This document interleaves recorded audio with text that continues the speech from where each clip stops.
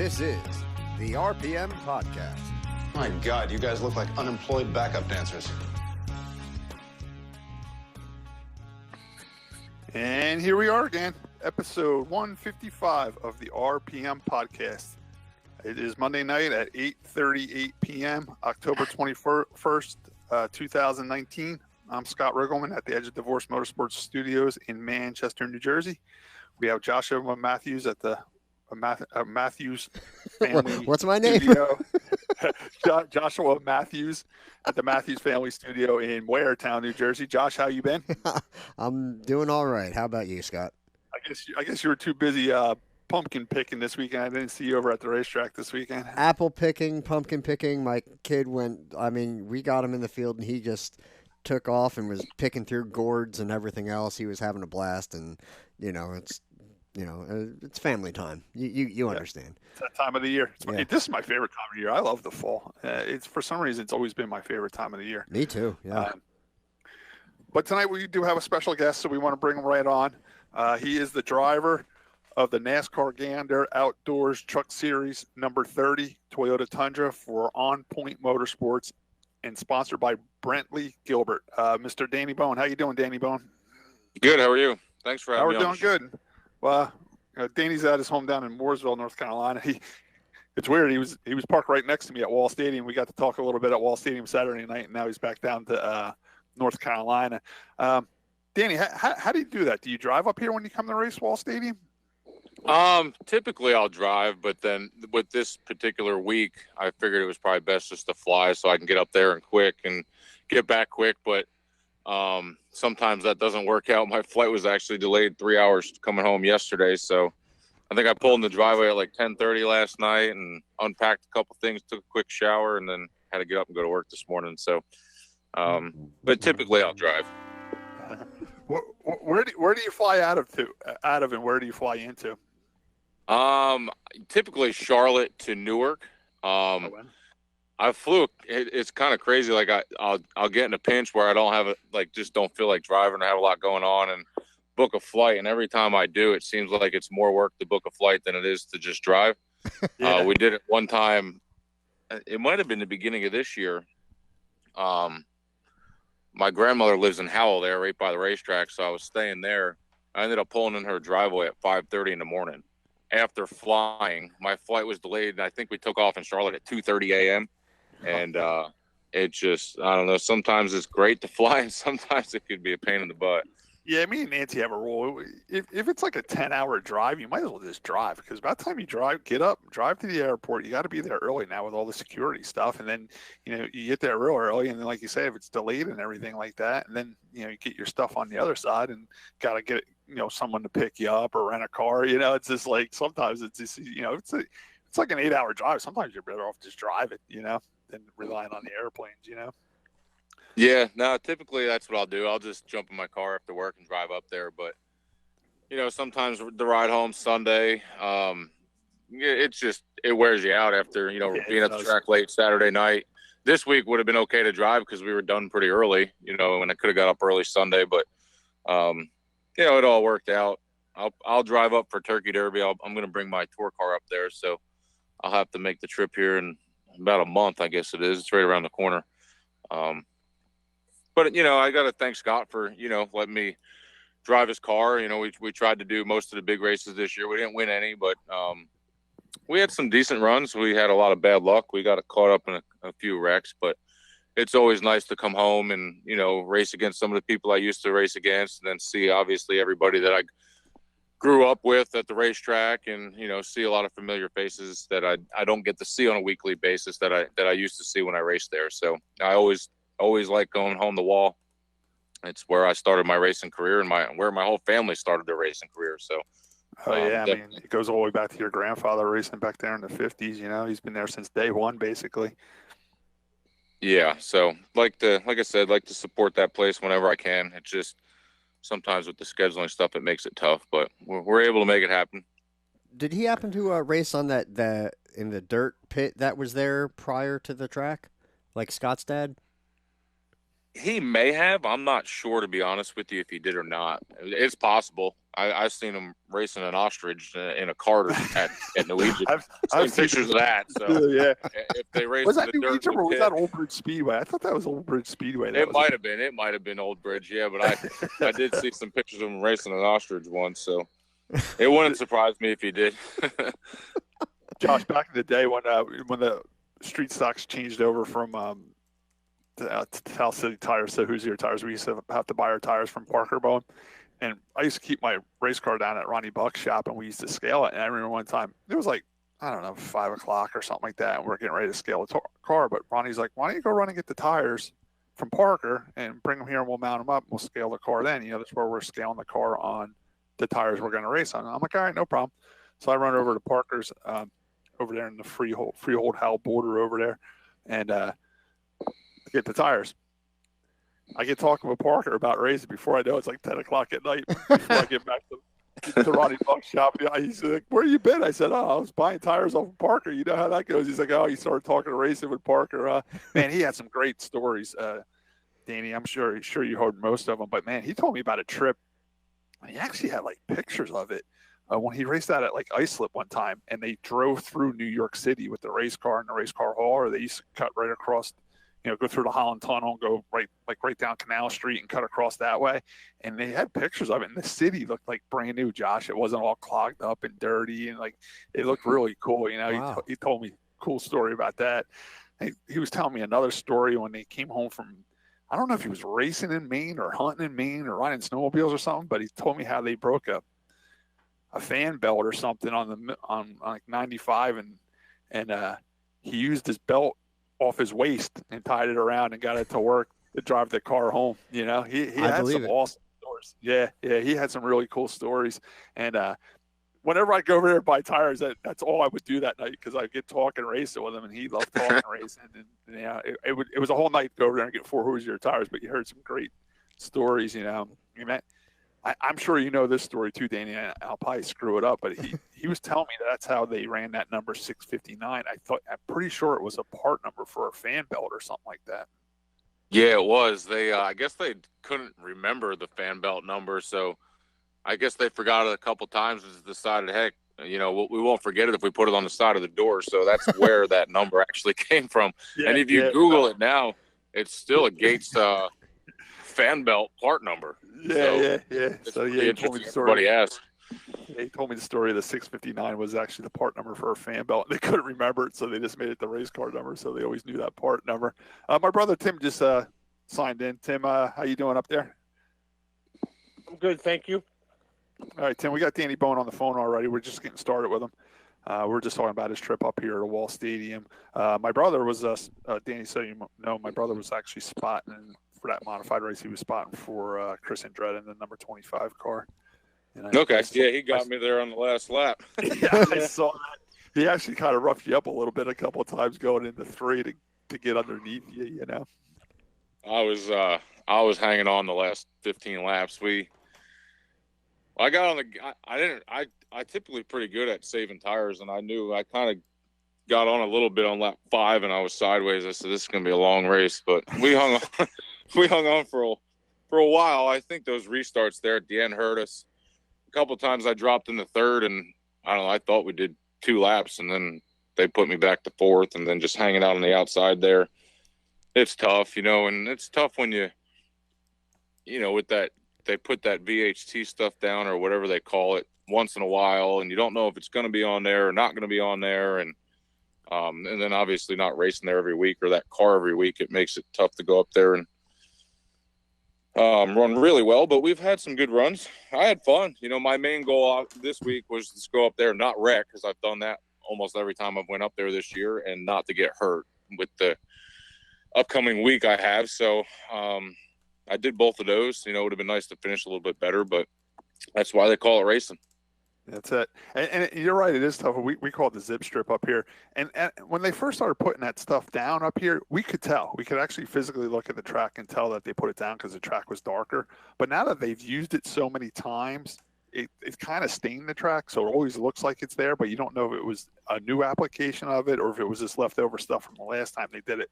And Alan Brenner, he's actually the guy that lays that stuff down, and he does have a little bit of a formula. So we kind of figure how Alan does it. He told me it takes 24 hours for that stuff to dry. So that means he has to lay it down by Thursday night. So if there's rain in the forecast for Thursday or Friday, or maybe even Saturday morning, he doesn't put it down. So, but if the weather looks good for Thursday, Friday, then he lays it down, because it can't get rained on because it won't dry and stuff like that.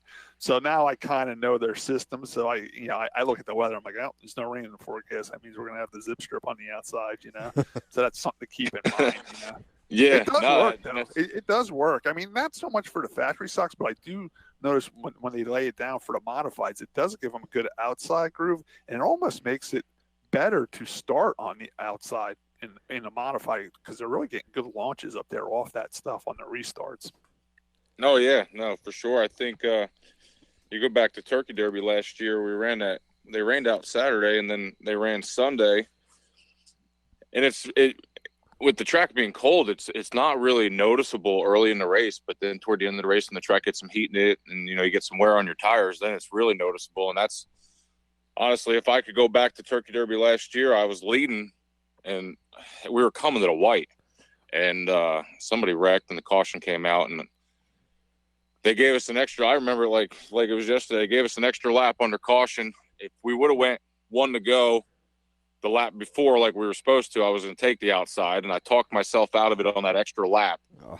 I ended up dropping to third. I started on the inside, and Eric and Kraus blew by me like I was stopped on a green-white checker. Yeah. So we lost that one, but no, it's definitely when your tires are pretty good and there's some heat in the track, the outside's where you want to be. I would make up most of my ground on the outside, and I lose whatever I gained on the inside the next time. Right. You mentioned that your car would start off loose on lap 5 and you knew it was going to be a long race. Did you like this 75 lap distance, or do you wish it would have been 50, or do you wish it would have been like 100 where you could pit for a tire? I mean, it was a good distance race. It's tough. The longer races where you come in and pit,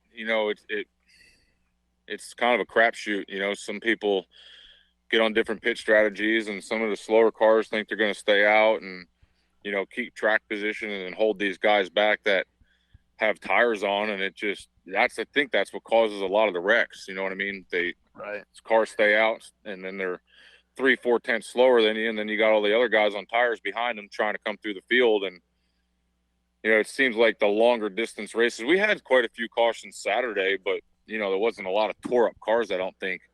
But when you get the pit strategy stuff and people on new stuff and old stuff, I've seen a lot of carnage there, but we didn't really see a lot of that this week. So I think it was a good choice for lap distance. It's kind of one of them. I like the 75 lap, or even watching it as a fan, it was a good distance. It was a nice long distance, so you got a good amount of racing in and got to see some good racing. But it wasn't too long where like people drive around half throttle and just save their cars to the end. It was like they're racing through the whole race. Yeah, you still had a pace early, but you could run fairly hard. You couldn't run 75 laps all out, but I will agree there was a lot of good racing. There was a lot of side by side for the lead, and heck, I was side by side a lot for third and fourth there, and I think they got a good show out of it. What kind of car does Scott Branding have for you to race? Is that a Troyer car that you race up here for Scott? Yeah, that's a Troyer car. That's the old 19 car, the tour car that Rob Wormsby and Saxton owned, that Billy Pouch Jr. drove. Yep. And then Rob's done some different things to it. I mean, it's really good equipment. We just, like I said, I tore it up almost every time I went up there this year. So kind of don't have a real good baseline with it. And then, I'm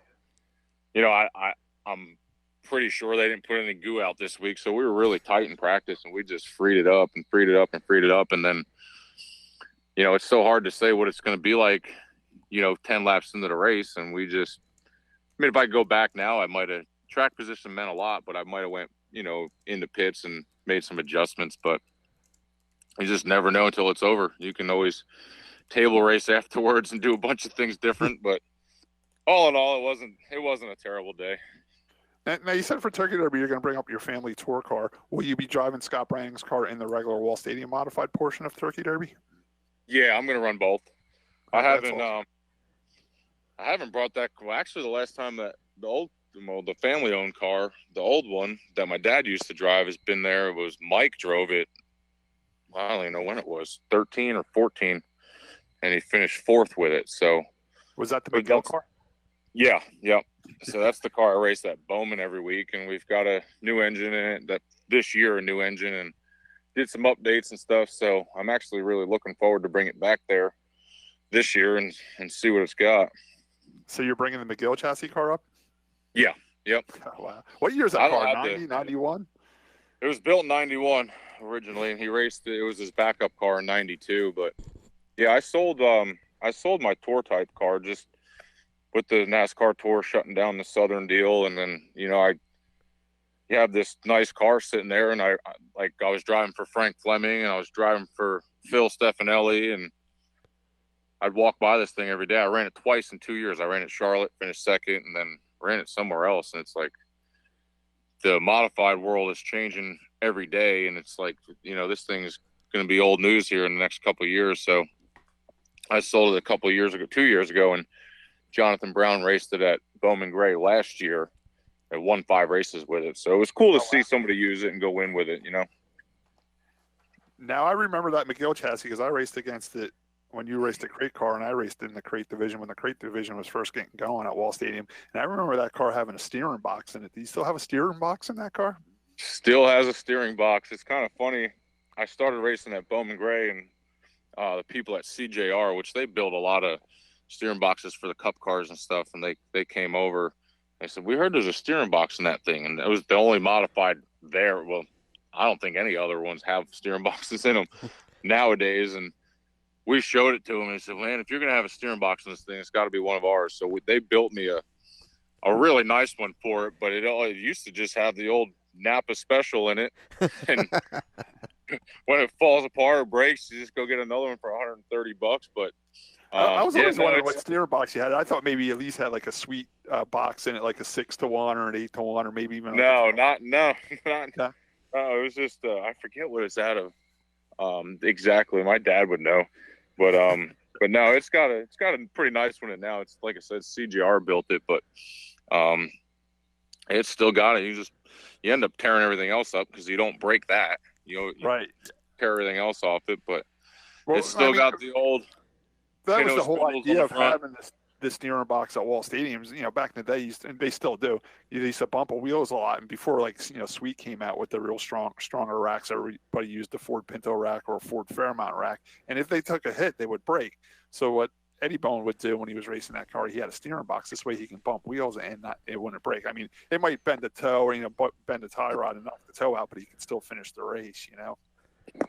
Yep. Yeah. No, it still has that, and it still has the Pinto spindles in it that you were talking about racing. I think it was 2006, 2007 we ran together in that crate class. It's still got the same spindles on it from them race days. Right. You don't tear those up. You can have the right front lane on the hood, but the spindle's still good. So right. Only thing that I'm kind of running into now is, like I said, the modified world's changing a lot lately, and there's so much adjustability built into these new cars that where this one, it kind of is what it is. The bump steer, you can get it close, but you ain't going to get it exact because the inner lowers aren't adjustable.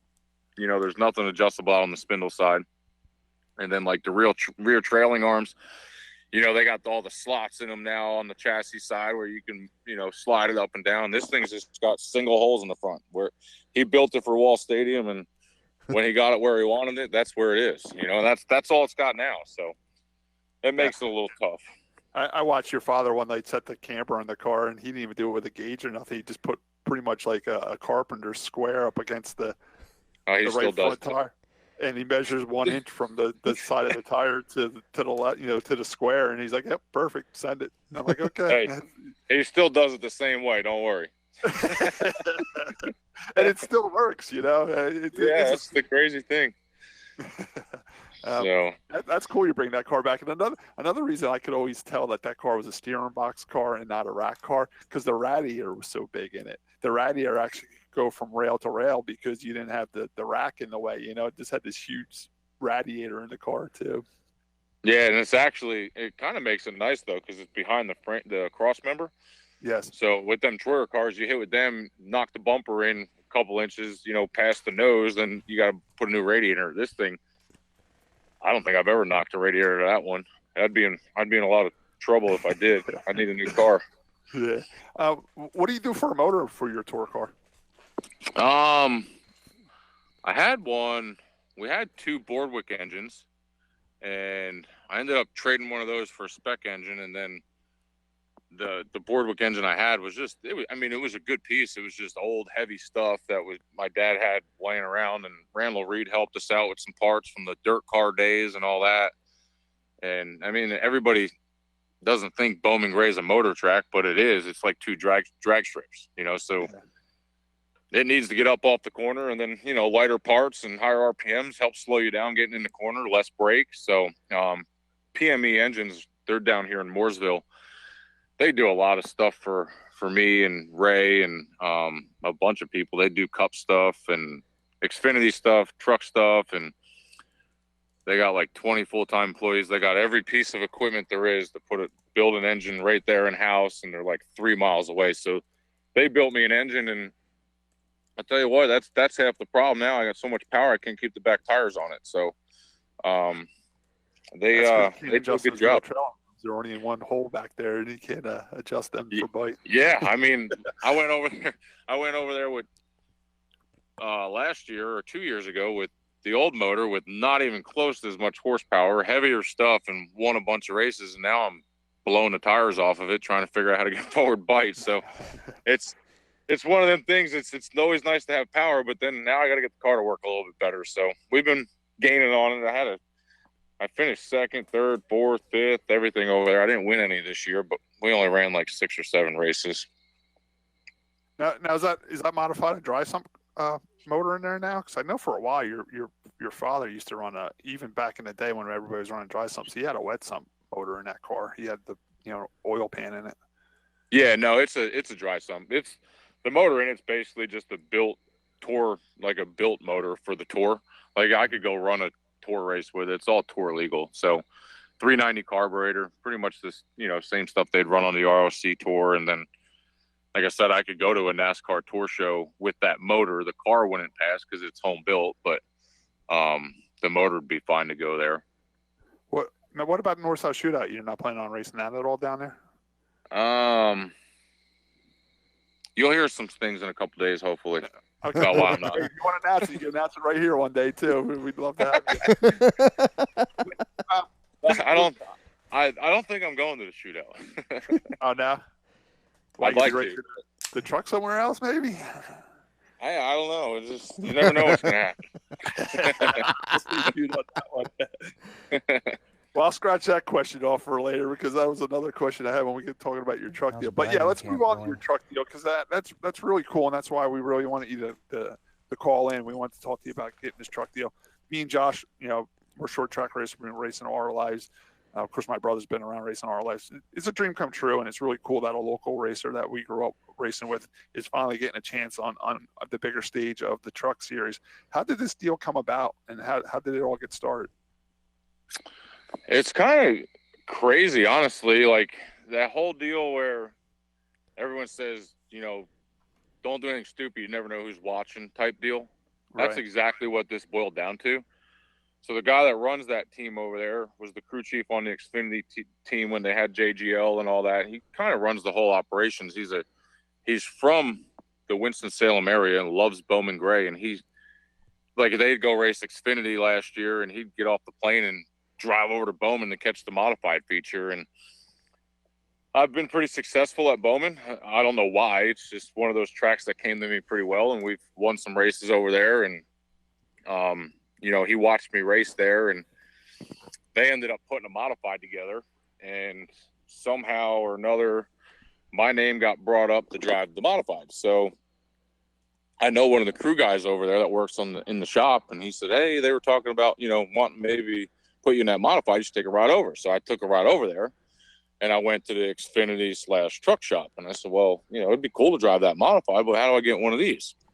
So we talked, and we kind of tried to put something together last year, but it was just, I was busy, and, it was a short notice and all that.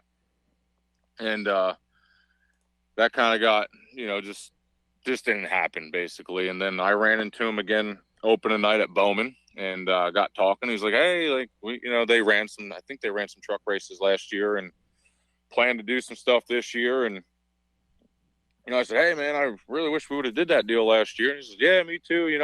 Let's keep in touch. So we kept in touch, and then they ended up, not running full season for points, and went over there and figured out, that we could do it, and ran it by some people, and everyone said I'd be crazy if I didn't do it. And it's like I said, it's just really a dream come true. It's something that I always wanted to do. Is half the reason, or 3/4 of the reason I moved to North Carolina, was to try to pursue a racing career.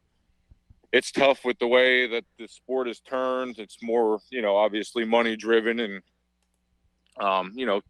talent means a lot, but if you can pay the bills, it means a lot too. So I tried. I wasn't really the one to go out and knock doors down for sponsors. I just kept racing. I raced everything I could race down here, and every opportunity I got, like we talked about earlier, jump in a plane and fly to Jersey, jump in my car, fly to Jersey, just the race. And that's what I did for the last 10 years. And to finally get an opportunity when I least expected it. Honestly, I figured out that I'm 31 years old now. I'm not racing nearly as much as I was. And, there's more people coming that have money. I really didn't think I'd ever get an opportunity. And, honestly, it's just a dream come true. I'm going to ride this wave as long as I can and, take it all in and make the best of it. There's a ton of kids out there that deserve it that won't ever get it, and it's just the nature of it. It sucks, and I thought I was going to be one of them, but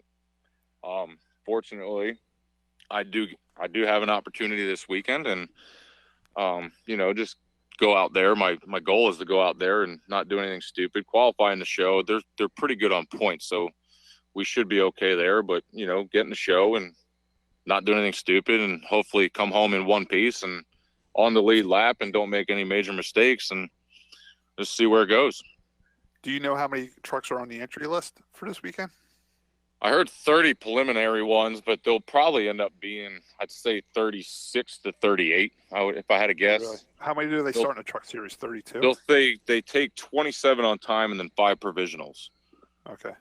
So they ran a decent amount of races. I think they're 22nd in owners points. So, I mean, there is still a chance not to make it, but something crazy kind of have to happen. Now, what about your tire situation? Will you buy the full tire allotment for this race, or will you be not having fresh tires every pit stop? No, we're going all out. That's one of the good parts about this deal. Like, I met the owner, and the crew chief there, he's like a fan of mine in a sense, and he's happy to give me this opportunity and happy for me to have this opportunity. There is no expenses spared on that truck that we're going there with.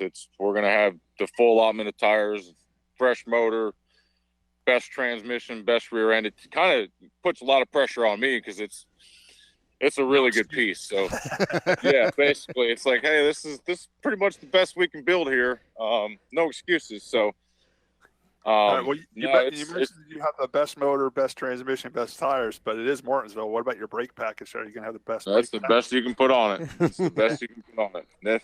Like I said, the owner told me and says that thing will be 110%. Whatever we need, we're going to get, and whatever they think we need, we're going to make sure we have it. So everything we need to go run well is there. It's just, I guess it comes down to the driver. Now, were you able to go over there and test it all, or no? Yeah, I did. I probably did 120 to 40 laps there. We had a test before the chase started because they don't allow testing after that. So we went up there in the end of August and ran some laps. But, for expense purposes, we didn't bring the race truck. We brought the same chassis, but all the components were just older stuff just so I could make laps. Right. But we learned a lot. That must have been a dream day, huh? Sitting there in Martinsville testing. Oh yeah, just making laps. There were some other teams there, but now they went all out with that. They had full data on the truck, and we were able to pull some data off of that will help us this weekend. And the biggest thing with that was, so they make the Martinsville tire for 2 races. Well, it's kind of a softer compound, but everybody, if they don't use them, they hang on to them. So if they go test, they have good tires. Well, you can't just go buy brand new tires to go test on. You have to find something that's already been built for the spring race. So we struggled a little bit getting date code tires. Like we had some 17s, which means they were built in 17, and then some 18s, which means they were built in 18. So, I mean, just going from the 17 to the 18 was like night and day on the lap times. So we never really went out with a 19 set. So, I mean, but our lap times weren't bad. So everything this time around, not saying it was bad, but should be better. So, like, I got comfortable in it. I did actually do some testing in one a few years back, but they're just heavy. You can't, I mean, they're big. They believe it or not, like, they don't have a lot of power. Don't feel like, because of the weight. Right. So, you know, I didn't do a lot of late model racing or anything like that. So having the big fenders on it, like, I got in the thing, I'm like, hey, we need to pull the fenders off. But you need to pull this roof down about 2 feet. Because it's just so, you get in it, like, I'm so used to the modifier, like my vent on my helmet's barely, like, rubbing the roof, and I can reach out the door and grab the Nerf bar. And then this thing is like, you got, like, it looks like 3 feet above your head before you're in the roof. And then the windshield's way out in front of you. The fender's even farther past that. It's like, geez. But did your father go with you at this test? He did. Yeah, he went up there. Did he bring his carpenter square and a tape measure and check the camera on the front? No, that's the good thing. I mean, those guys are great over there. They got, you know, somebody pretty much assigned for every job. And that's kind of the tough part. It's like, you know, I'm so used to, you know, feeling the car and then talking over with my dad, hey, what are we going to change? You know, and then I kind of was trying to get into it a little bit, and they didn't mind, but, you know, they have a whole lot more experience on that department than me. So they're like, Danny, we don't need to talk to you. We have a data set up on this truck, and we're looking at the computer. You could just sit there and drink a soda or something. Yeah. No, I mean, they weren't like that, but I was trying to get involved. You know, and that's the way I am. That's the way I've always raced. I like to know what's in the car, just because there's certain things that you feel in the car that, you know, if you know, hey, well, the track bar is really high. Well, that's exactly what that was that I felt in the center of the corner. If you don't know, you know what I mean? You're pretty much guessing. And I understand cars enough that I know what certain things do and certain feels that you get from doing that. So I always try to stay involved with it. And they're really good about that. You know, they whatever they do, they tell me what they did. And like I said, it's just, honestly, it's just a really great opportunity. I don't really know, like, exactly what I did to deserve it. I know I've worked and raced a lot, and I've worked hard on my cars and spent a lot of nights in the shop, and I feel like I put the time in, but just very grateful for the opportunity. Tell us a little bit about the guy that's sponsoring. It's Brantley Gilbert. He's a country singer. Yeah, he so through Ray, I was one of the guys that we help out in the racing stuff is Scott Porchetta, and he owns Big Machine record label. And when I got this opportunity, you know, I approached him about it, just saying, hey, this is what I had going on. And, you know, I think really highly of Scott, and, you know, I go help Scott when he races the SVRA racing stuff. He's got a Corvette, and I travel around with him when he races and kind of oversee the car and, you know, help with setup stuff. And, you know, I told him about this opportunity, and he was all for helping me with it. And, you know, with the timing, his artist is one of his artists is Brantley Gilbert, and his new album just came out on October 4th. So it just seemed fitting to put him on there. And we've got to do some really cool things. Brantley played at PNC Music Pavilion in Charlotte here, which is only about 40 minutes from here.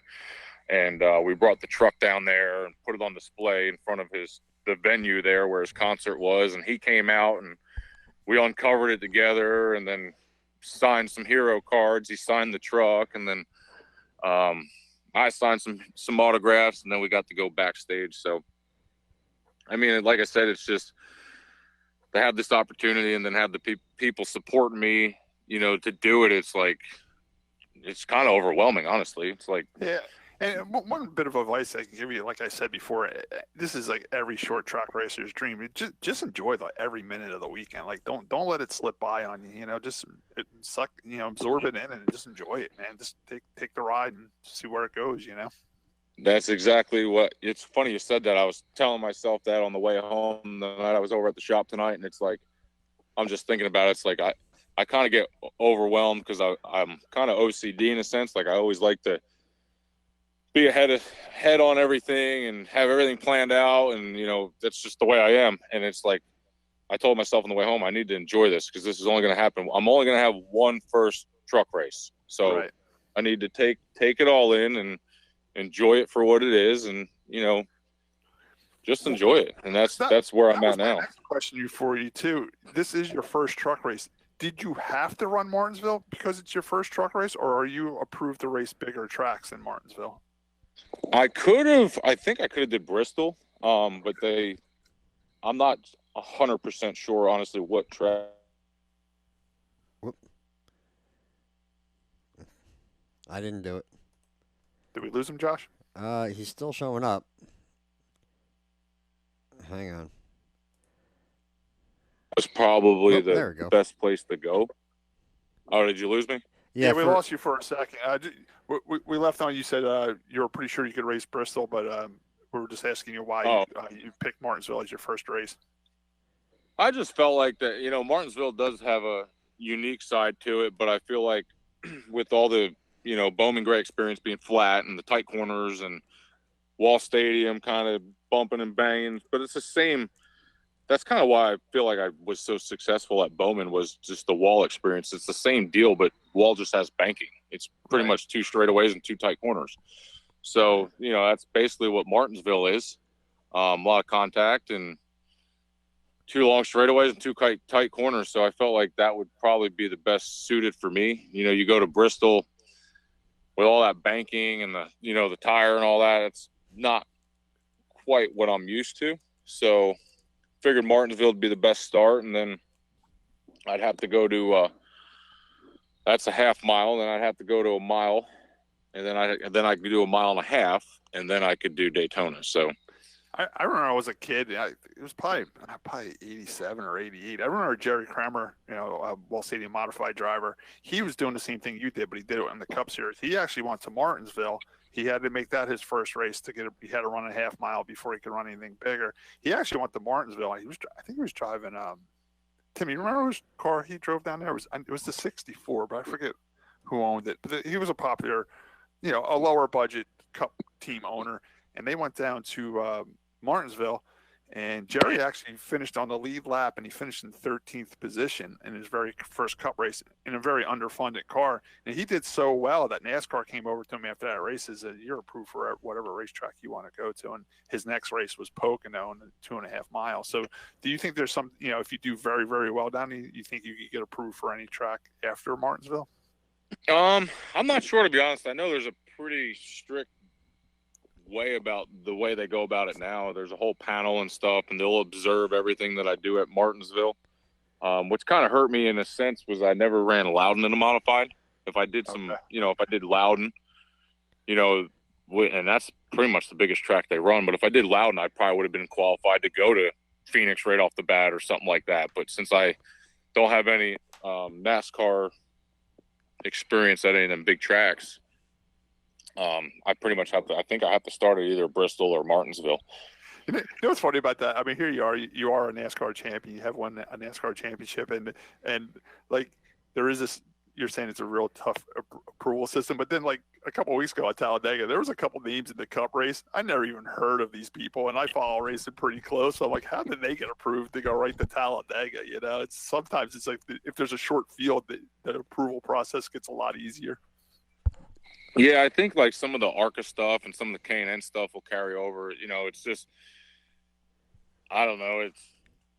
It's their structure, and you just kind of have to go with it. I'm just like I said. Does Brett Bronine still oversee that? He used to oversee the. He's part of it. Yeah, he's part of it. He's the one that I've talked to. Yeah, that's the good last because you few must know times. your family through the modifieds and stuff like that. So that's got to help you out a little bit. Too, And you know? and Todd Yeah, Bodine I actually know. drove the 30 for a while. When I So was actually Yep. that was a different team, right? The 30 It truck. was that a was different team. Yeah, that it was was a different team. Germain Racing that Todd Bodine drove for. I was just thinking, hey, I'm in the 30. Wink, wink, nudge, nudge. Are they going to yeah, make you no, wear Brett the rookie stripes? Yeah, I gotta wear rookie stripes. Yep, Okay. Oh wow! I do. Look at that. 30 years of racing experience and you're a rookie. Hey, it's all right. Um, Whatever they want me to do.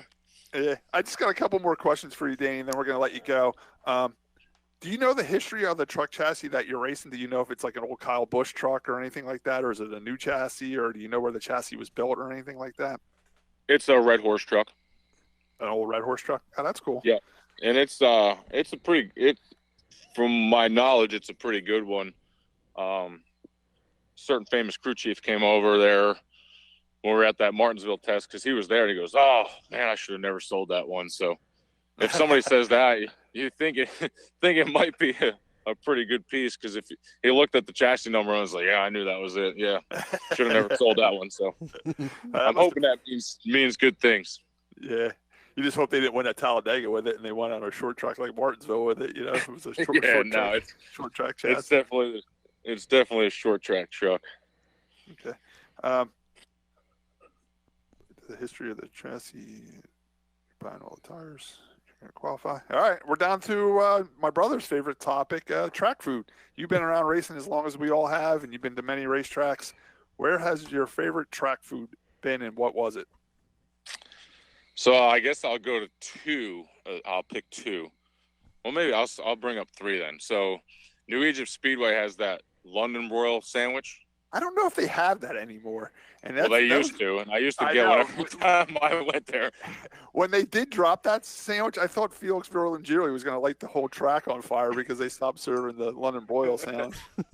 Yeah, that was. I can always remember, going there and watching my dad race, and then the times I went there and watched Andrew race and Mike race. That was, if I was hungry, I would walk out in the grandstands and get one of those.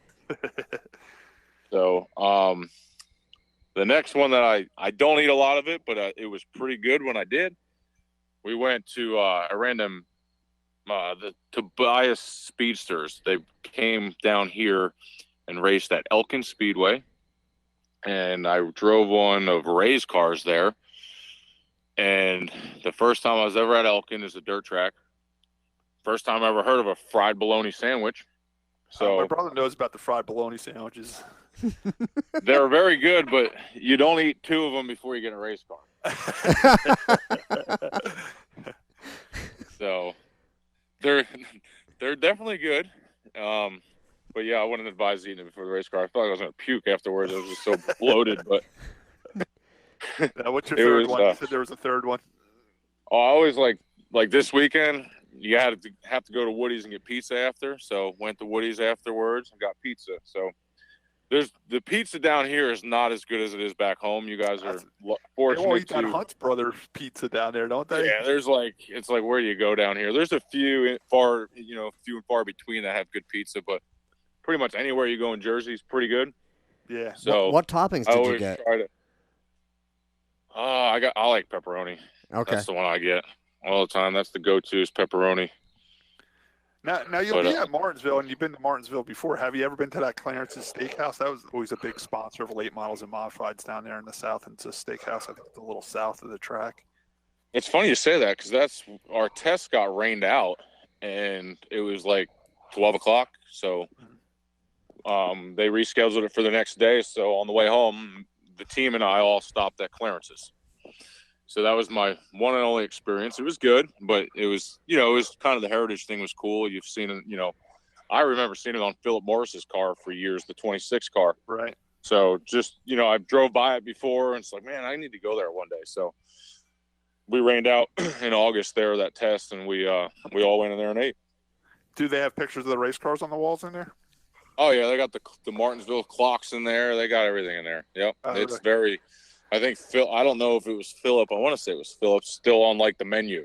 There's a picture of his car with him standing by it. So See, me and my brother even go further back than that. We remember Clarence's Steakhouse on Statch Worley's modifieds back in the 80s and 90s. That's how far back we go with that sponsorship. Now, my brother Tim is big into folklores and conspiracies, and he swears that if you go to Clarence's Steakhouse on, like, say if you went there, well, maybe not today because the racing is going to be in town this weekend. But if you go there in the winter when there's no racing in the area going around, the steaks aren't as good. He swears like this guy Clarence flies in better steaks during race weekends than he has during the regular business hours. So you might have to try it again during race weekend and see if the steaks are better than when you were there for the test.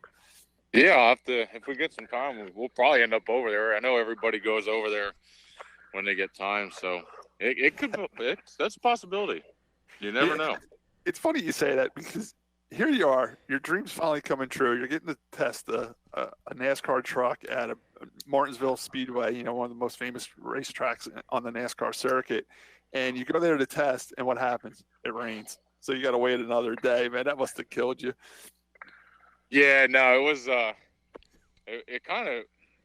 guess it worked out in a way. The weather was kind of crap in the morning, so basically you test till 5 o'clock, and then sometimes it'll run later, but then they got to turn the lights on, and then it probably end up costing more. So, it was good that it didn't get shortened. If we would have started at 1, who knows how long we would have got. So, yeah. Unfortunately, some people that were planning on going on the one day couldn't make it the other day. So some people missed it, but, just to be able to do it, is definitely, it's like, I kind of got my feet wet there now. So I've had a month or so to think about what I did and, talk to people about what I did, and then hopefully go back with a little more ammunition this time. Like I said, we weren't bad. We were right there. Just, was there other trucks there that you could compare yourself to with?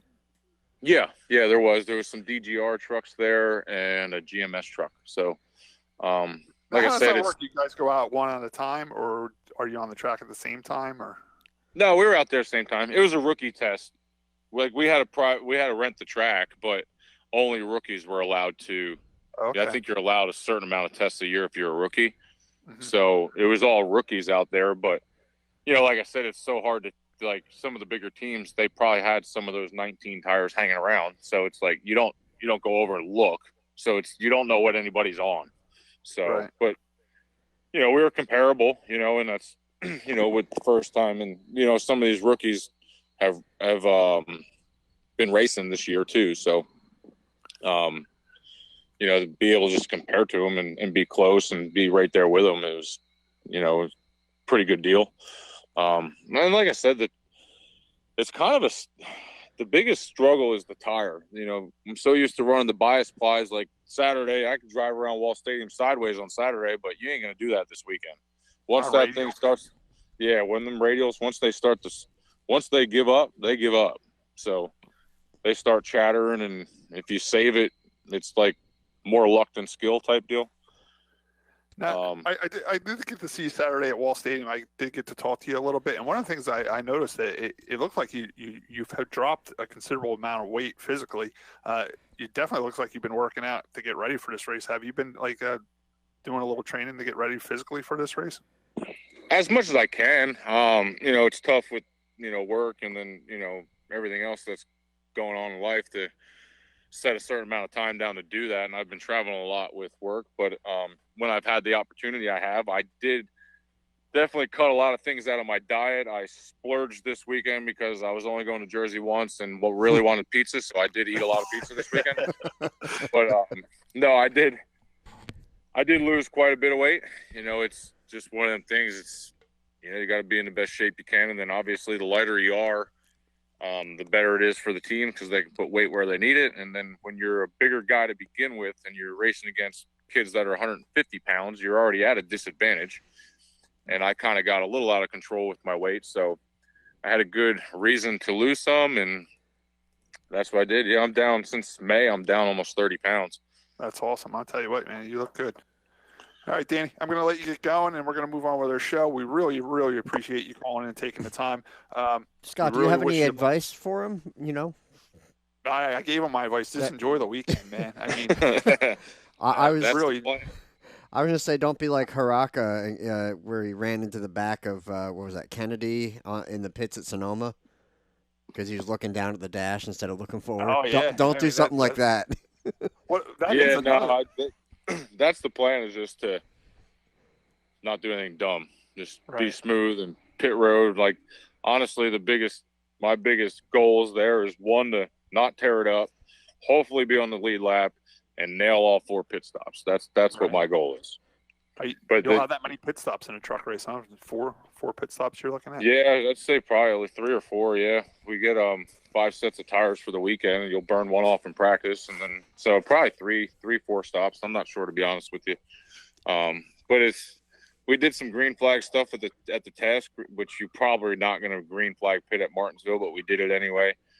Ran down pit road at pit road speed, came in the box, got out of the box. But, the only thing you can't simulate is somebody being half parked in front of you or short pitted or stuff like that. So a tire rolling across pit road. Yeah, it's going to be, 20 trucks blowing by you on the outside trying to get off pit road, out of your box. So now, my brother always says the driver's is only as good as his spotter. So who is spotting for you at this race?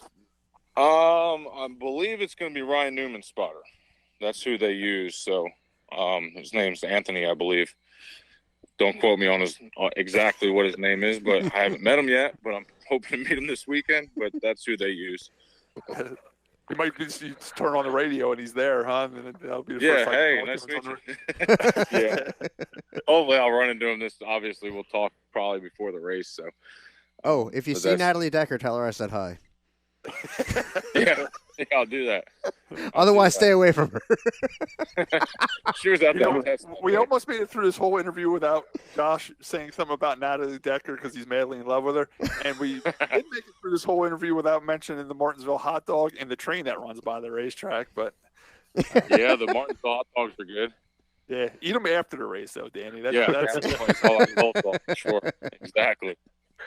Now, will you leave as soon as the truck race is over, or will you stick around for the cup race the next day, or what are you? I'm not 100% sure. It's probably going to depend on how good my mood is after. I know there's like my mom and Andrew and then some Scott and Brannick. There's a bunch of people coming down from Wall to watch the race, and then we have tickets for Sunday, obviously. So there's a potential to stay, but you know how it goes. You have a bad day at the racetrack, like the world's coming to an end. Regroup. Yes. Are you camping at the track? Are you staying at a hotel, or do you drive back home? Or no, I got a hotel. It's not too far from the track. Some of the team guys are gonna stay at the track. But I think it'll be, I was up to staying at the track if things worked out, but it might be kind of nice in a way just to go there, go away and clear your mind and get a good night's sleep and then come back in. Everything's fairly early, so it's not, it's not super early, and it's not a night race or anything. So, it's a 25-minute drive over. You kind of listen to the radio, clear your head, and then pull in and do what you got to do. Now, is this a race where cup drivers aren't allowed to race because they're down into the playoffs or the chase or whatever they call it in the truck series, or is there going to be a cup driver in the race? I don't think there's going to be any. I could be wrong, but I don't think there's going to be any in this race. I think they're allowed a certain amount, and I think most of them have ran them all. Yeah, that'd be cool though. Racing with Kyle Busch, wouldn't that'd be pretty cool, wouldn't it? Yeah, well, yeah. If you want to just say that you raced against him, you'd probably make me look bad, but you could say you raced against him or was out there with him. I'll put it that way. Well, you can impress Josh. We're on the same track. You can tell Josh that you raced with Natalie Decker, and that's all you got to do is to impress there Josh. You go, yeah. Well, she was already at the test. We were on the track together. Oh, were you really? I hope your lap times were faster than hers. Come on. I don't care if your tires were from 2017. I still hope your lap times were faster. Hey, I might be racing against her. I can't say nothing bad. You know what? I kind of feel bad for Natalie every once in a while because sometimes these wrecks are not her fault. At Talladega, she ran great that whole race, and in the very end there was a wreck in front of her, and she got into it a little bit, but she was still able to finish. I don't know. I think people should cut her a little slack. Sometimes she makes bad mistakes, but she's learning too. I don't know. I'll tell you, so I'm a bigger guy. They are not easy to drive, those trucks, and I give her, for her size, I mean, I don't know really where her experience comes from, but I give her credit for doing it. You know, I mean, the brake pressure that you put in, especially at Martinsville, it's probably some tracks you don't even touch the brake, but man, you stand on the brakes at Martinsville, and you got to do that for 200 laps. I'm not saying it was hard for me, but it's like, man, you really, it's kind of a workout. And for somebody that's probably a third of my size, yes, I give her credit for doing it. So does Josh. I was saying nothing. I got my one thing, and we're. All right, Danny, we're going to let you get going so we can get on with our show. We really appreciate you calling in. We wish you a lot of luck down there. Everybody from the Wall Stadium area is really pulling for you. All eyes on you this weekend. We know you're going to do great. We wish you well, and we'll talk to you soon. Sounds good. I appreciate you having me on the show. All right, thank you. Thank you. Good luck. Thank you. Good luck. Thank you. Yep. Bye. Hey everyone, this is Eric Brennan from the RPM Podcast. When it comes to finding a company that fulfills all of your towing and vehicle transportation needs, look no further than Riggleman Towing. Riggleman Towing provides 24-hour services for both local and long-distance towing. Whether you're moving your race car, daily driver, or junk cars, they're a fully insured operation that can and will cover all of your towing duties. For more information, visit RigglemanTowing.com and follow them on Facebook. That's Riggleman Towing, owned and operated by our very own RPM Podcast teammate, Scott Riggleman. And we're back. We just took a short break. We want to thank Danny Bohn for coming on. We wish him we want to wish him luck for the NASCAR Gander Outdoors Truck Series race at Martinsville Speedway this weekend. We really hope he does well. And like you said, he set some pretty cool goals for himself. Try to finish on the lead lap, one piece, don't screw up on pit stops, and just have a good race. And I think he'll do it. I'm really pulling for him, so it gives us something to watch this weekend. So everybody tune into the truck race this weekend. We'll watch Danny Bohn and see how he performs. I'm curious to see what the weather is going to do this weekend, only because I was supposed to be camping this weekend, and we're looking at some rain. What about in Martinsville? Did you look down there? That's the thing. I don't know, but I know it's East Coast, so we'll see how it goes. Oh, really? Like last weekend, huh? Yeah. So I mean, hopefully. I always, when I first came on the show, I always share with you guys that one of my dreams in racing is to race the ARCA race at Pocono, and I still pay attention to that because 9 times out of 10, that ARCA race had, like, the practice would get rained out, qualifying would get rained out, and then the race would only be 40 laps because the weather was bad. I'd be like, yeah, that'd be my luck. I spent all this time and money to finally make my dream come true to race in the ARCA race at Pocono, and it gets, shortened because of rain. So let's hope the weather is good down there, Oh, actually, question. With the whole ARCA merger thing, are they going to need NASCAR licenses for those tracks? What do you mean, competitor's license or just like a pit? Well, a competitor license, and you know how, like, do they have to be approved for the bigger tracks? Like ARCA, I think, it's... ARCA did have some, ARCA also had, like, a approval process, too. It just wasn't as strict as NASCAR's. Okay. But now if they own them, it might be that strict. Yeah. So, and Scott, I didn't know you were 24 hours. I was when I first started, when I was real hungry to make money, but now I can't get my phone off at night. So 24 hours unless it's a Monday night. I do check my messages as soon as I wake up. Yeah, so let's go to NASCAR. They were at Kansas. One thing I noticed when I tuned in for the Kansas race was the crowd was not good. Really? The crowd was real light, real light. But the race in itself was good. No Ferris wheel, so maybe that didn't attract the crowd. That's the cause right there. Ferris wheel to pack the place. But the racing was good. Cars were getting tight up off the corner, and it did make for a couple exciting moments where if a car was on the inside, and it even happened to Ryan Newman coming off the corner, he got high and put his teammate into the wall. It was just the cars you get a run off, and they would just push up the track, and before you know it, you're into somebody. So it made for some pretty exciting parts of the race. I saw a few guys, start getting loose because they're just trying to stay off of whoever was on the outside there. Yeah, the one thing I think I didn't get to see it live. I caught it in the beginning of stage 2, and I watched the rest of the race from there. But it looked like Jensen Ackles was the what do you call it, the Grand Marshal. Who's that? Star from Supernatural, one of my favorite shows. So What's that? I don't even never heard of that show. It's not on the History Channel, Bravo, or Discovery. I don't know it. It's on the CW. It used to be the WB or whatever. It's about ghost hunting and stuff. My brother probably knows about that stuff. Yeah, I mean it's a drama, so I mean it's it's not like it's one of those ghost hunters shows. It's funny when I'm out in the garage by myself. I'll have the Bravo channel on. It'll be like Desperate Housewives of like Orange County or something like that. And then someone will walk in my shop when I'm just thinking I'm out there by myself. Then someone will just see the lights on, stop by, and they'll walk in and be like, "What the hell are you watching? You're watching the Desperate Housewives?" I'm like, "Yeah, I didn't think anybody." I'm a closet Bravo watcher, so I know all the Bravo shows. But I listen to Dale Jr.'s podcast, and he's big on the Bravo shows too. He knows them all too, Below Deck and all that stuff, Vanderpumps and all them. All right, you got the top 10 for us, Josh? The RPM podcast top 10 of the Cup race. Yeah, for the Cup race. Whose cricket is that I keep hearing? Somebody has a cricket going. Oh, my cat's in the laundry room going crazy, so maybe she's going. All right, so Denny Hamlin gets the win. I think it was like 0.125 seconds ahead of Chase Elliott, followed by the Bush brothers. Then Byron, Truex Jr. in 6th, Eric Jones, Clint Boyer, Kevin Harvick, and Jimmie Johnson were the top 10. Now, this was an elimination race, and Chase Elliott was about to get bumped out. But he charged hard to stay up there. They were really gunning for the win. That way he would be guaranteed into the next round. But I thought he was still out when they crossed the line.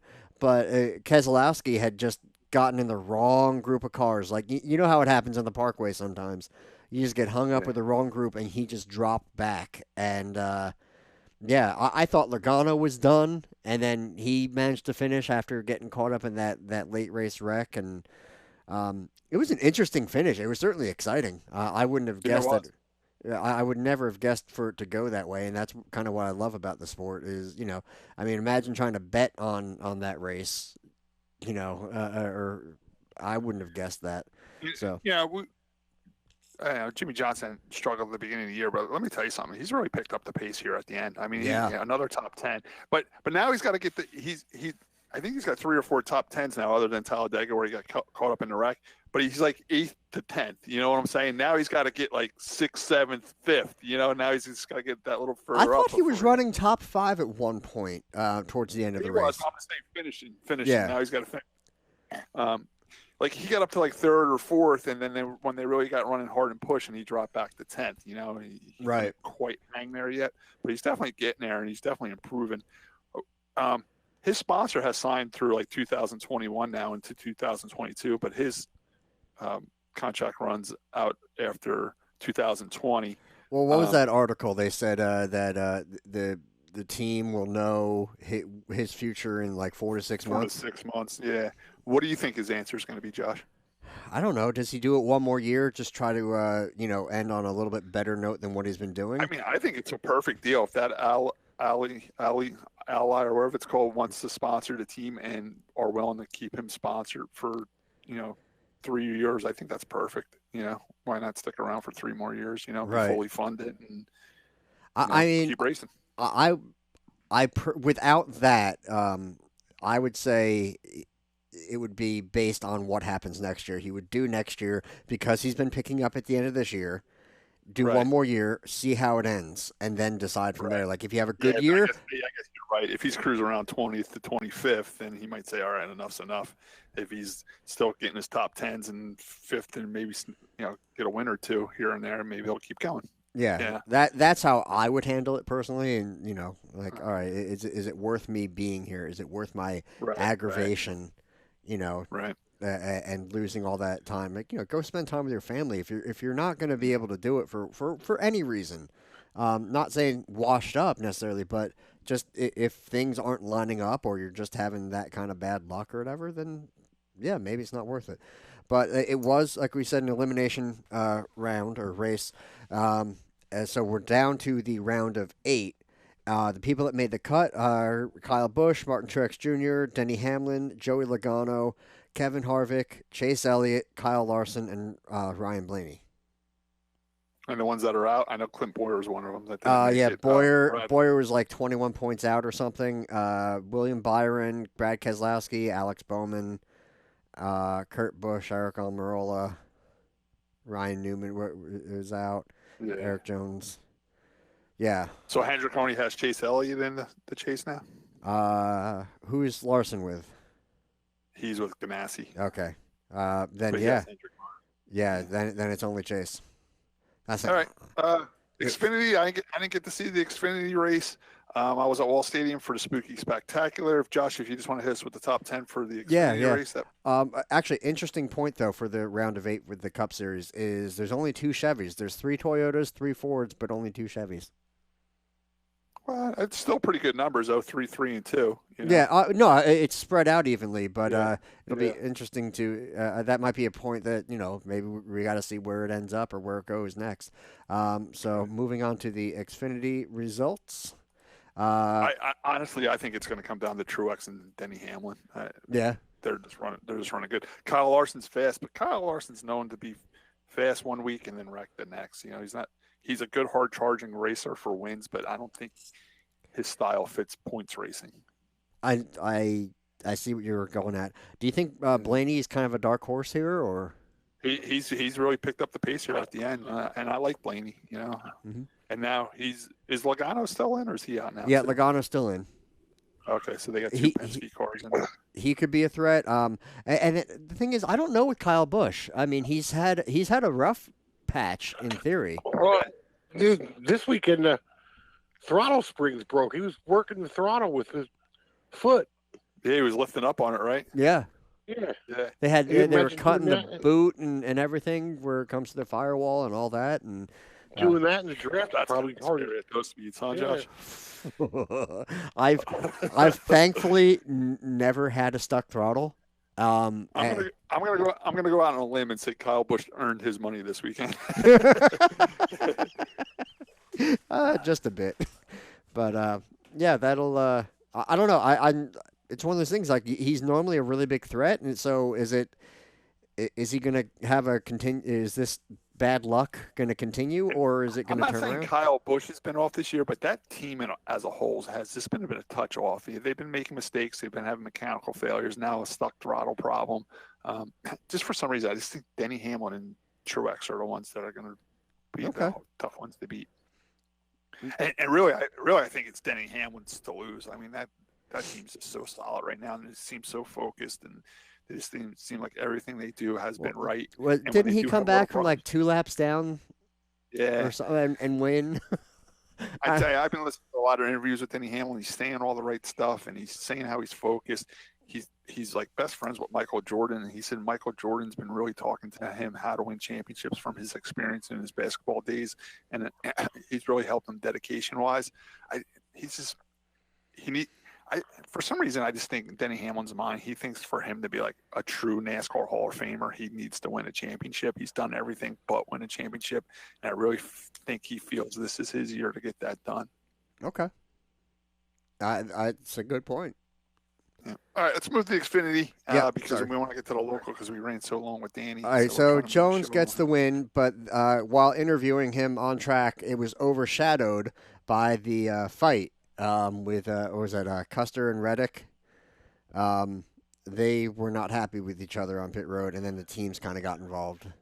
But then I watched what happened on the track, and it's what we just talked about with the Cup. It's not something that Tyler Reddick did on purpose. It's just you get that running up off the corner, and the car just keeps going up towards the wall, and he just kept coming up towards the wall and got into Custer. It happened all day in the Cup race, so it's just one of those deals that how Kansas is designed and how they drive that track. Could he have lifted earlier? Like, could he have foreseen it coming? Good, but I mean, he did. It was his mistake, and he did make a mistake. But a lot of other people at the top level on the Sunday race made that same mistake. Okay. And then Cole Custer says he went down there to talk to him, but he was the first one to grab him, thinking that Tyler wasn't going to respond. And Tyler said, "All right, you put one hand on me, I'm putting two hands on you." You know. Yeah. Hey, made Whatever. for some excitement. That's maybe those on-track interviews aren't the best idea because they were still playing that audio, but the video was of the fight, and they're trying. It was kind of chaos in the production department too.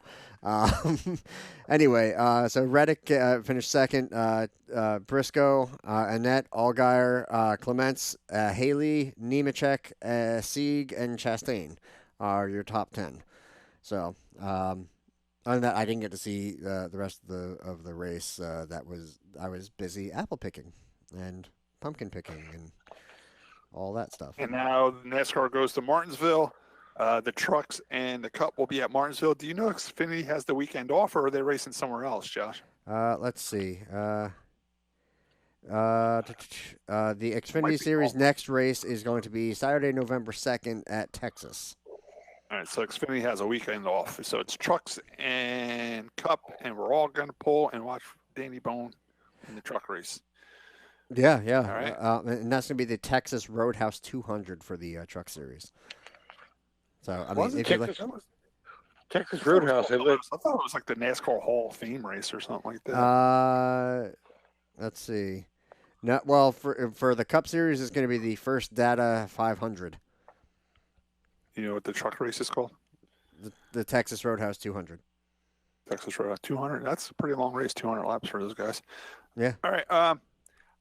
Josh, I skipped over this last weekend. You had for Wickens got married in Indy. You want to talk about that? Well, I just wanted to mention that with everything that he's gone through, he actually one goal that he had set for himself after all the spinal cord injury and everything was to be able to stand at his wedding. And right. He did.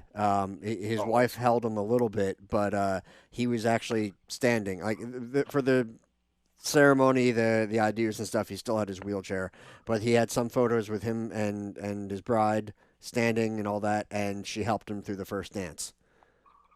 So that way he was able to be on his feet for that, which after everything that he's been through, it's incredible to see any progress, and he's been doing a tremendous job.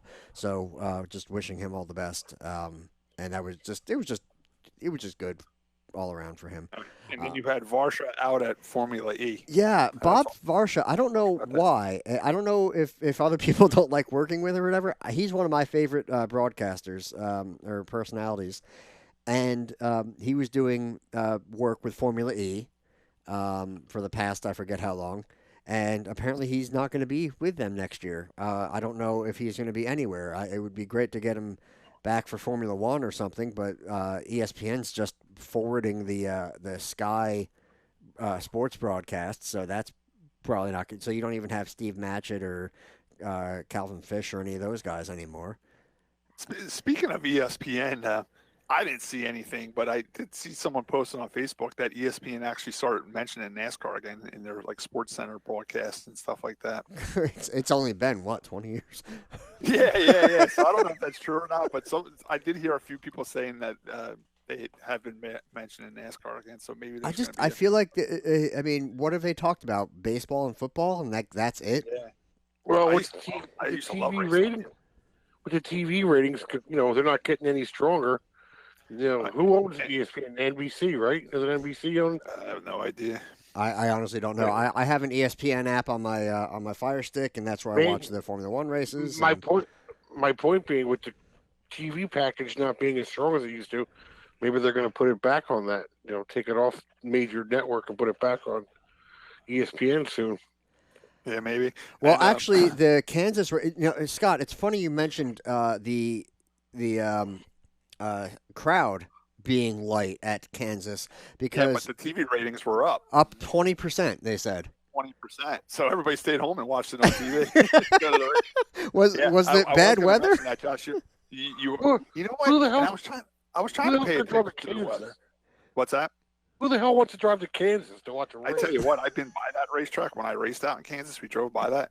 it's a beautiful racetrack in a beautiful area, and they did put casinos all around it.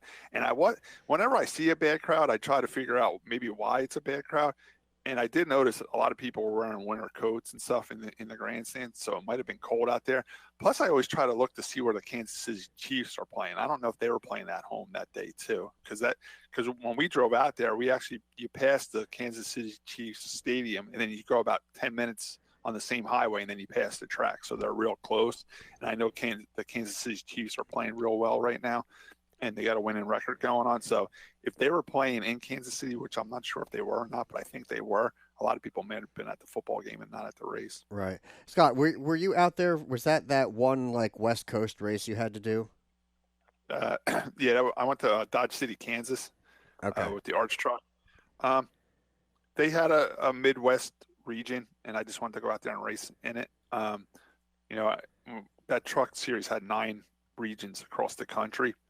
Right. And the region here was called the Mid-Atlantic region, and then down south here was the Tidewater region, which was down by like Maryland, Virginia, and then when you went further south into the Carolinas, that was called the Dixie region, and then up where Thompson Speedway and all that stuff was, that was the New England region. I ran all those regions, and I just wanted to hit another region, so we went out to run the Midwest region, and there was a big race at Dodge City, Kansas, so we drove all the way out there to do that. Beautiful racetrack. That was pretty much the sister track to Irwindale Speedway. After they built Irwindale Speedway, they had the same company build that same track, but in Kansas. What a beautiful racetrack. It had the progressive banking and all that stuff. Mm-hmm. And man, that track was so awesome to race at. It was the nicest short track I was ever at.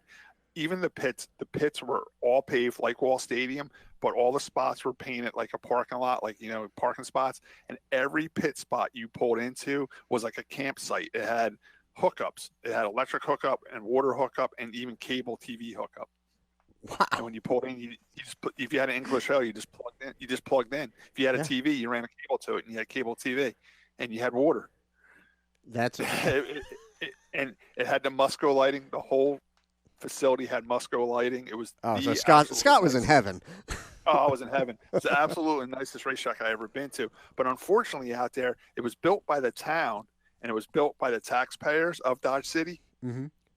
And they all voted that, let's build a racetrack with taxpayer money. But the town never told them it was going to be an asphalt track. And out there, it's all dirt. No one even asked. They just assumed it was going to be a dirt track because out there, sprint car racing's king. You know what I'm saying? Right. So when the track was built, the town kind of boycotted it because it was asphalt. So they had this beautiful, beautiful racetrack, and the townspeople weren't happy that it was asphalt. And I went out there and raced, and sure enough, like 2 years later, they put dirt down on it, and today it's a dirt track. Wow. Yeah. Now, I don't want to go down the political rabbit hole, but I've never, just as a statement, I've never understood the whole taxpayers paying for a entertainment venue thing. Like outside of a small stage at your local county park or something like that. Excuse it creates jobs and brings in tourism, and I guess the way it did, because I drove from New Jersey out to Dodge City, Kansas to race, and I would have never spent my money in Dodge City, Kansas if that racetrack wasn't there. Maybe the tourism, but the only jobs it creates, is the temporary construction thing, and they usually hire an outside company. That's what I mean. It was the same company that built the track in California. And then if you're talking about the jobs at the track or any stadium, it's usually low wage, the people working the food court kind of stuff. Right, and 1 day a week, on a Saturday, it's like, but here was the thing. This is how they sold it, and they had, because I talked to the guy that ran the racetrack, because he was so excited that I came from New Jersey, and that was the dream, was to get people from all over the country to come there. So when I arrived there from New Jersey, they were so happy that their dream was coming true, that people were traveling from all over the country to come there. And he had the perfect idea. He showed me on the map that Dodge City, Kansas is pretty much dead center of the country.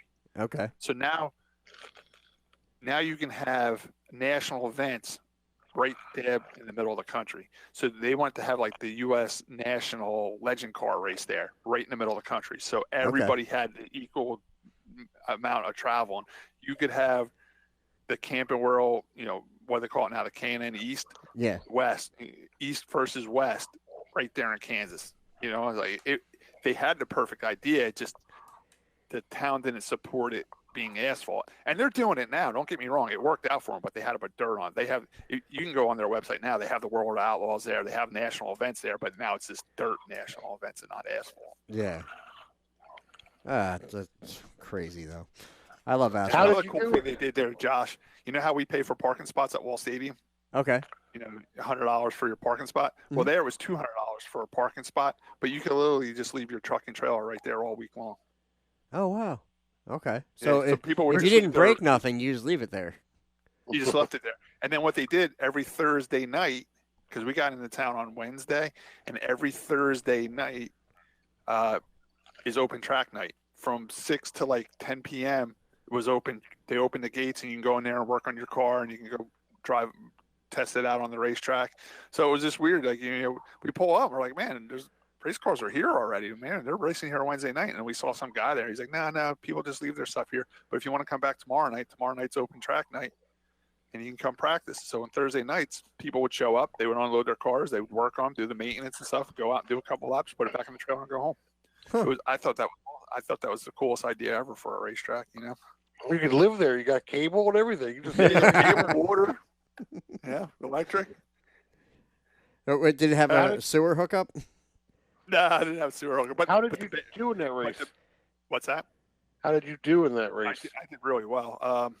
There was like 26 trucks there or something. I finished third. How's bragging camp going? Yeah, but I almost got my ass kicked there because with like 2 to go, I spun out like their track champion. I remember that vaguely. It was me, Nancy, and my cousin Georgie against the whole state of Kansas.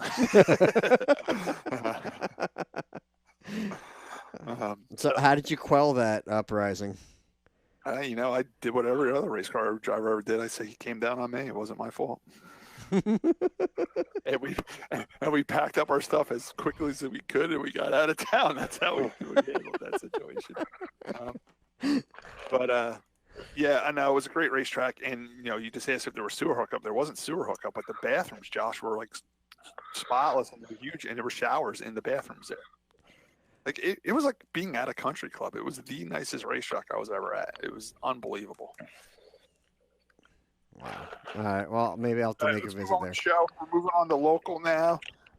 Wall Stadium had the Spooky Spectacular. My brother Tim was in the grandstand spotting for the Flying Pizza Box, driven by Chris Andretta, the number 25 modified. So Tim was in the grandstands. Tim got there when the gates opened. I think Tim was there before me. Tim was right there at 11 a.m. He wanted to do the... God forbid if we missed the pumpkin picking. Tim was there for all the festivities. He goes there with my mom and my nieces, and they don't want to miss nothing. Trust me, I know. They come and visit me at the campground, and they have the activity sheet printed out before they even get to the campground, so they know exactly what's going on all day and when it's happening. Beautiful day for racing. It was a perfect day for racing. It was sunny. It was warm, but it wasn't hot. It wasn't cold. It was a nice, beautiful day for racing. Car count was a little light, though. We only had 13 or 14 factory stocks. I think the modifieds had 16 or 17. Legend cars only had about 7 or 8. And at first, I thought the crowd was going to be bad, but like my brother said, by feature time, it filled up pretty good. It wasn't packed by any means, but it wasn't a bad crowd either. It was a decent crowd. Scott, we mentioned off air. We think it might be you only had like a week off before the Spooky. It wasn't like a big break before this event. Right. A lot of people just had enough of racing, and like you said, you really need 2 or 3 weeks off before people start missing it. You know what I'm saying? And we had 1 week in between the Spooky race and championship night at Wall Stadium. So a lot of people just took it off and said, I raced enough already. I'm going to take this off. Just with it being Spooky, I would have bumped it a week. Right, 1 week later or something like that. Coming up, have it this weekend coming up. But it was a perfect day for racing. Payouts were good. I mean, it was 75 lap modified race to win, $3,000 to win, $500 to start the modified race. Josh, that's pretty good. And I'm surprised the car count was that light then for them. Yeah, right. And the factory stocks were good too. It was a 50 lapper, $500 to win. I finished 4th, and I think I got like $200 and some. Nancy finished 8th and got like over $100 and some. So, do you think any were holding out for King of the Green? I know Teresa Collins and her boyfriend Waylon Spears. They have their car set up to go out and race for King of the Green. But yeah, they some live. of the modifieds. Well, she lives out that way. Yeah, and plus, by this time of the year, people want to try a different racetrack. That's what's cool about racing in the fall. So yeah, I definitely think like Teresa and Waylon weren't there with their factory stocks to race King of the Green. They already have their focus on that race. And some of the modified guys too, like Roger Koss wasn't there. He's usually at Wall Stadium, and Jonathan Mandato, the '85 car, he wasn't at Wall Stadium. I know they are all set up and ready to go to King of the Green, and not only set up or got their cars switched over, and not just that, but just the money. They're like, all right, it's going to cost me this much to go out and race King of the Green, and that's what I'm going to go do. I can't afford to do both. Yeah. But now the sad thing is, King of the Green got rain postponed again. I think they're going to do. I think it was November 2nd. They moved it to November 2nd. Tim, you were in the grandstands. I never got a really chance to walk over there. What was some of the fun stuff they had going on for the Halloween Spooky Spectacular? They didn't really have anything too much. They had the pumpkin picking, and then they did the bingo. Okay, how'd the bingo work? Surprisingly, I didn't think it was going to be anybody that did it, but believe it or not, there was a lot of people doing it. And it was all older people. It really wasn't the kids. It was, Wait, old people playing bingo. You're kidding. Yeah. But there was, because they were using bingo. They were all at the picnic tables, and there was a lot of people over there. So it definitely worked out for them. It was fun, I guess, for them. I didn't do it, but okay. Where was the pumpkin picking at, Tim? Did they have it down in the first turn down there? Where the mulch is and stuff? Yeah, yep. They had a lot of pumpkins. There were still a lot of pumpkins in there when we left at the end of the day. We ended up bringing home 7. So, anybody needs a pumpkin, come by. Got you for it. Now, some of the pictures I seen, John Lane puts his pictures up on Smug Mug or whatever it's called, and I did see some of the costumes in the grandstands. I didn't see a lot of people in costumes, but there was quite a few. Yeah, there was. I did see stormtroopers from Star Wars walking around. Do you know who that was, Tim? I think that was somebody with the track. That was professional. They were good. They came around and took pictures with everybody, and then Jeff Green and his family, they always dress up as Scotty Archer and all them. They were all the Gilligan's Island. Yeah, they were like the skipper, Marianne. Yeah. That's cool. That was good. There were a couple other ones, a couple little kids running around. Alexis was a jellyfish from SpongeBob, and Tizzy was just like a haunted witch, I guess you would say. And I'm going to tell her you said that. Bailey didn't dress up because that's not cool. Bailey's got to be cool. She's at that age where it's not cool to dress up. Yeah. There were some other ones. There's nothing I can remember. Do you know what some of the prizes were for bingo? I heard over loudspeaker. I know one of them was like a crock pot, and another one was they had Uber. I heard Uber gift cards, some dinner, or like whatever Outback Steakhouse gift cards, and then the big one was a trip somewhere. They never said where it was to. A vacation or something, right? Yeah. I should have gone. All right, Josh, if you want to start getting ready with the top 10s, we'll if you want to do the RPM podcast top 10 for the modified feature. Yeah. Andrew Krause, the one name I had to say right, and I screwed it up. Took the win for the modified feature. Derek Hopkinson, Eddie McCarthy, Eric Moriello, Chris Andretta, Danny Bohn, Adam LeCicero, Ricky Collins, and Michael Carr. Oh, and Joey Jarowicz. That's your top 10. For the 4 cylinders, Neil Rutt, the third, gets the win, followed by Ronnie Mullen, Jeffrey Loesch, Sal Ligori, Todd Deege, Ryan Marr, Chuck McDonald, Nicole Rosano, Darianne McLaren, and Cody Critelli. The legends, we had Mason McGee, followed by Jim Sylvester, Quinn Trimmer, Mike Benton, Art Marraro, Joe Prisbalinski, and Chris Gall. And then we have the factory stocks. Scott, how did your race go? My race went well. It was another one of those weekends where I qualified 4th and finished 4th in the race, so I was a 4th place car. I did start on the pole by redraw, and I did lead probably 10 or 15 laps, and I had a pretty good lead going. Brian O'Shea, Tim's son, he's been super fast the last few races, and he was able to catch me and get by me. I knew he was faster than me, so I kind of just like gave him the bottom and let him go. Mm-hmm. And then we had a bunch of restarts. On the restarts, I was stuck second on the outside. And 3 out of the 4 restarts, I was able to hold off Elliott Wall and Rob McCormick from Long Island and stay in second. And then the fourth one, with about, I don't know, 8 or 9 laps ago, we got a caution late in the race, and I was stuck up on the outside again. And Elliott and Rob were able to get by me on the restart, but I was able to stay right with them. Okay. It was a good race. It was fun. I mean, there were a few photos I saw of it. It looked like it was a pretty good close race. Yeah. A lot of battles going on. I saw Nancy also qualified and finished in the same position. Yeah, Nancy's getting a lot better, man. I changed a few things on her car now that the point steal was over with, and I got to change a few things that I've been wanting to do, and had a little time to work on her car. Did I hear something about a 16.3 that she ran? Yeah, her best time to date has been a high 16.4, and mostly 5.6s she runs. When we left the house, I said, Nance, I have a real good feeling that you're going to get a low 4 or maybe even get into the 3s. She's like, all right. I said, I just have that feeling, So we sent her out because I did a lot of work to her car, and she had good tires on, and the weather conditions were good. And sure enough, she went out in that first practice, and of course, we sent her out in the first practice when I can help her because my car wasn't there yet, and the scoreboard isn't working, and I'm fumbling with my phone trying to find the stopwatch on my phone. I have, I got stopwatches in my truck, but we haven't used them in years. But sure enough, I'm walking back to the trailer, and Elliott Wall had it on his phone, the race monitor on his phone. He's like, she did a 3. I said, oh man, she's gonna be happy. So I said, hey Nancy, did a 3. She's like, really?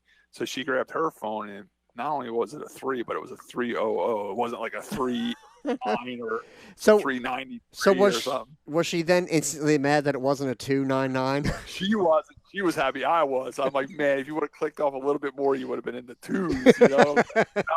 Now I'm like, go back out there and do a 2. And that was her best. I'm sure that car has it in it too. Oh yeah, I've found ones in that car this year. She went back out in time trials, and she timed 8th fastest, so she beat a few in time trials too. And she her goal was always top 10 lead lap, and she finished 8th, but she was 1 lap down, and that was late in the race. We were able to lap her late in the race with 5 or 6 to go. You know what I'm saying? Well, getting lapped with a turning 16.3s is, I mean, you have some fast cars out there. Yeah, I mean, Brian O'Shea was, I had my best lap time of the night too in the feature, and I did a 15.9. I was the 3rd fastest in the feature. Brian O'Shea was first faster. He had like a high 8, like an 8.75, a 15.875. Okay. And then Tom Rajowski in the 91, he did a 15.9 also, and I did a 15.9, and then Elliott was like a 16.029 or something like that. So, I mean, my car was good. I mean, I'm definitely excited for Turkey Derby. I did a 15.9. The car's handling good, and it's racing good. I just got to get a little bit faster to compete with Brian O'Shea. We're going to put it in the garage, go over everything, maybe tweak a few things? Yeah, I didn't really want to spend too much money on tires. I kind of just used what tires I had, my best tires I had left over from the season. So Turkey Derby, I'll have new tires on. Okay. All right. So I did have right sides on, but I had old lefts on. So yeah, we'll blame the tires since you don't have a spotter to blame. But no, but Brian O'Shea is definitely the fastest car in the factory stock division, and I think that's like 3 in a row or something for him. Yeah, he's really fit. Well, I remember he won that first one. Then he had another rough patch for a while, and he's been off, and now he's back, I guess. So, his father Tim did post on Facebook that was his 2nd Spooky win in a row. So he won Spooky last year, and he won it this year too. Right. All right, so the top 10 for the factory stocks was obviously Brian O'Shea, Elliott Wall, Rob McCormick, Scott Riggleman, Kevin Flores, Billy Both, Gary Burton, Nancy Riggleman, Scott Purcell, and Jerry Stanzione is your top 10. So there's a name we haven't heard in a while, huh, Josh? Gary Burton. Oh, Gary Burton and Jerry Stanzione. Gary Burton Josh, I don't know if you know him, but he raced back in the 80s and 90s. I actually, because Nancy's like, I couldn't pass the guy in the 8 car, and he's new. I should be able to blow by him. I said, he ain't new, Nancy. That guy's He's got got 30 wins, right? Yeah, no, I looked in the program and showed her. I said, from 1988 to 1991, he ran 3 years. He had 21 feature wins. I said, he's no slouch. Trust me, that guy could drive a race car, man, and build them. He's real good at building race cars. Nice guy. Knows how to set them up, knows how to build them. Tim, he was telling me that's his nephew's car or something he was driving. His nephew was driving that car all year, and I guess the deal was if Gary helped him with the car all year, he got to drive for the Spooky race. Gary is telling me he still has his old 74 Chevelle, the big Chevelle, Josh. Yeah. Okay. From back when he raced in the 80s and the 90s, and he said he's trying to get it back to where it'll be legal for him to race at Turkey Derby, because back then we were allowed to gut them all out and gut the trunks out and all that stuff. And Okay. he said he's looking for like a 74 Malibu so he can put like the floorboard back in it and the speaker deck and all that stuff and the trunk floor. And, he's trying to, make it so it'll be illegal again. He said he might get that car, his old car, back out for Turkey Derby. That would be interesting to see. Would it have like wedge bolts or anything? Sorry, Tim. What was that thing? Nah, when he raced, no, we weren't allowed wedge bolts. But the one thing we were allowed to do back then, and I think he might have trouble with this, and I don't know if his car was built this way, but back then that's when everybody was moving the roll cages real far back. I mean, they were moving them into the back seat, and then they were extending the pedals, like welding long rods on the pedals. The pedals used to be like 3 foot long, and the guy would be like sitting in the back seat. The steering columns were real long. So I don't know if his cage was set that far back, but I mean, that was one thing they were doing to try to get real weight in those big, heavy cars back then. But no, they didn't run wedge bolts back then. Okay. And they weren't allowed to move the shocks back then or nothing like that. They all had to be in stock location. So he'll be good there. It was just the gutting. We were allowed to, the firewall was allowed to come all the way back to where the seat is, the back bar of the cage. Okay. And you could cut the floor out and the speaker deck and all that stuff out where the back seat is in the car, where we got to keep all that stuff. So he would have to put all that stuff back in. Okay. What were you saying, Tim? I was interested to see if that technology would be, competitive today, like you said.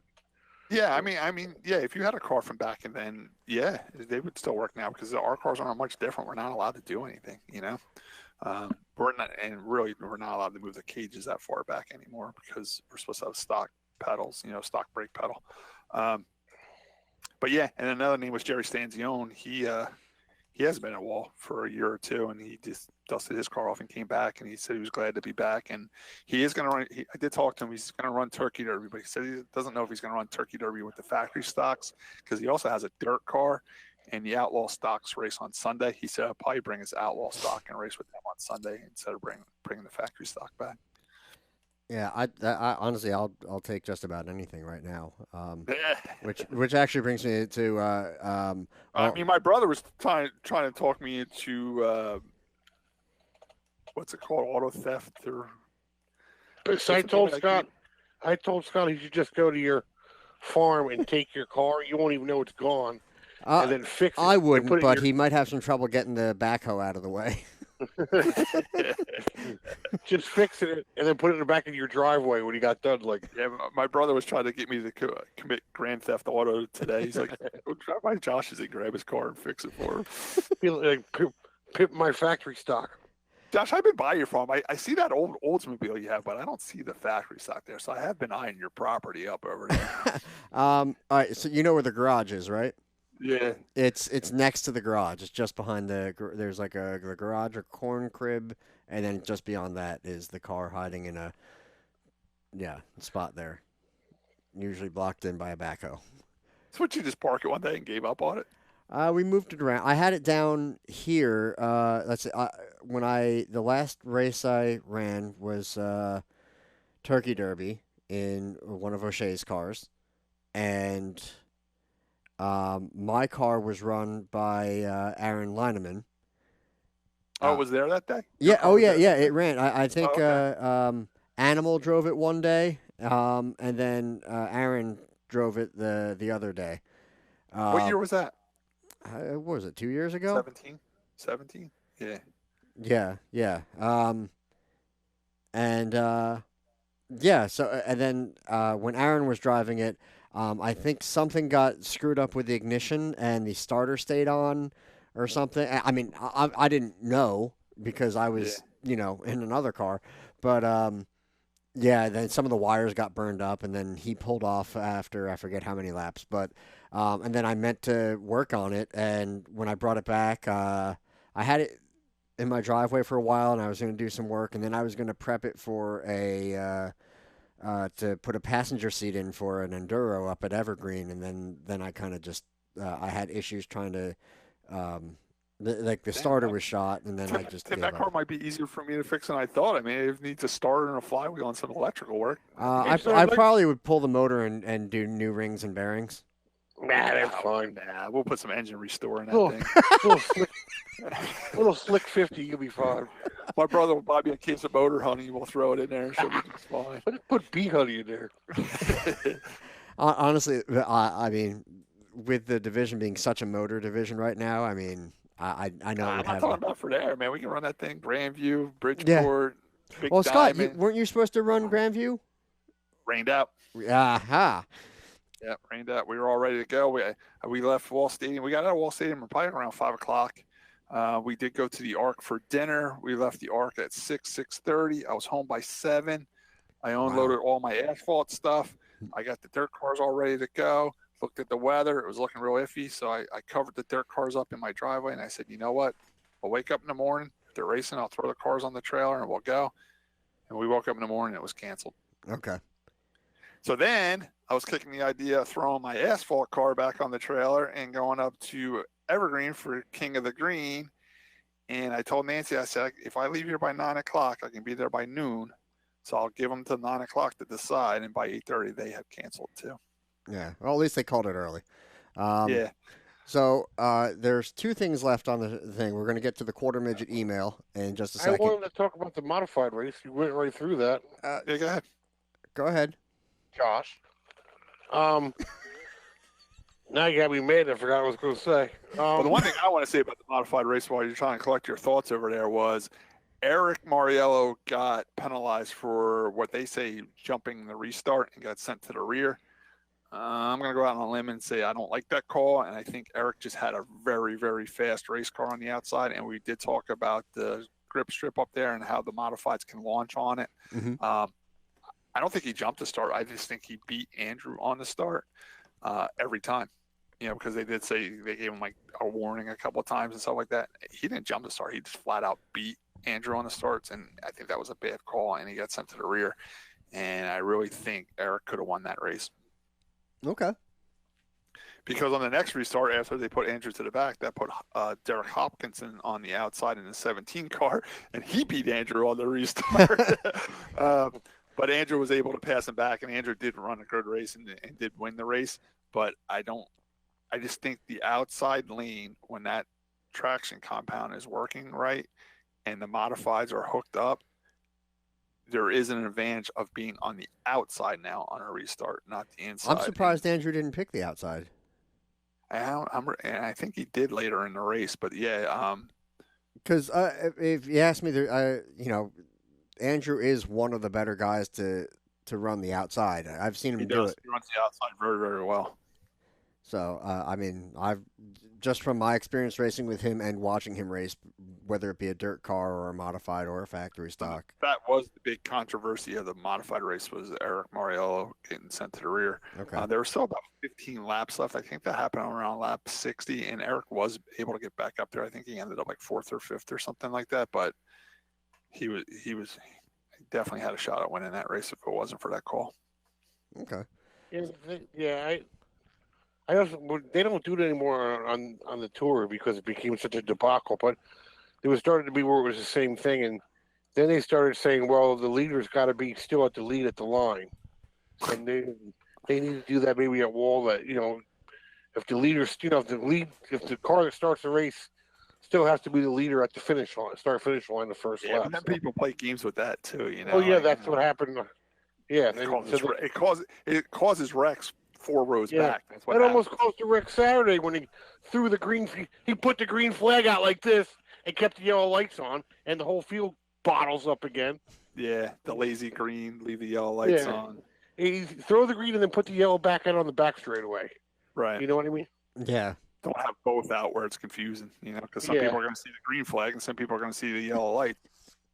Yeah. You get, and people are taking pictures and putting it on Facebook. Light was still on. Circle and stuff. So, but yeah, something's got to be done there. What has to be called the all famous judgment call. I mean, I got reamed out once. They put the red flag out, but they had the yellow lights on, and I was rolling still, because I'm looking at the yellow lights. Okay, and then there was a tow truck coming up on the track or whatever. So I slowed up and I was trying to make sure I didn't run anybody over, and I never saw the red flag. And then one of the tow truck drivers reamed me out. You don't see the effing red flag? I'm like, the yellow lights are on. Yeah, I'm on the back straightaway. I'm looking at the yellow lights. Yeah. I don't know. Yeah, so I was like, wait a second. Come on. You cut me off. There was a couple times during that modified race that there was both the yellow lights on and it was still green and vice versa. So we'll just blame Warren for all that. The communication somewhere along the line's not what it should be. It's all right. I think that's an easy enough fix. All right. Is there anything else you want to say about the modified race, Tim? Just that I got a late phone call. Chris Andretta asked me to spot for him. Scott Davidson couldn't be there. He had a drifting, what's he do, drifting car, Scott? Yeah, drifting events, yes. He couldn't be there, so I did that. And we did good.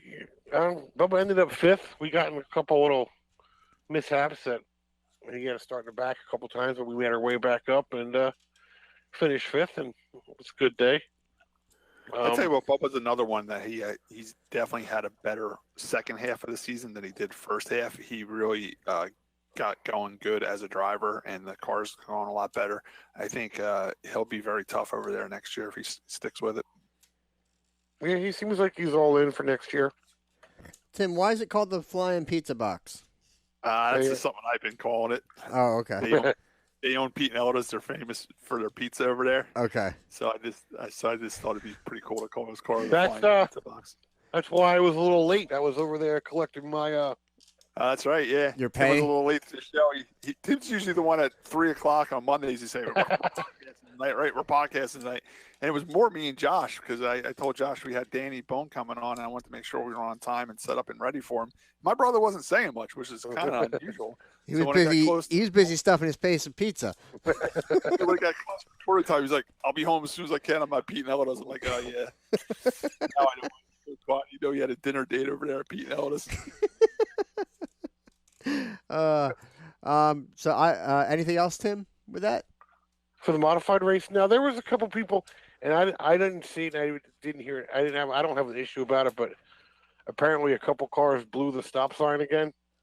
Yeah, I heard about that. And I did hear whoever in the tower yell at them after the fact, but I wasn't paying attention to that because Bubba wasn't one of the cars that was in the pit, so I can't really say what happened here.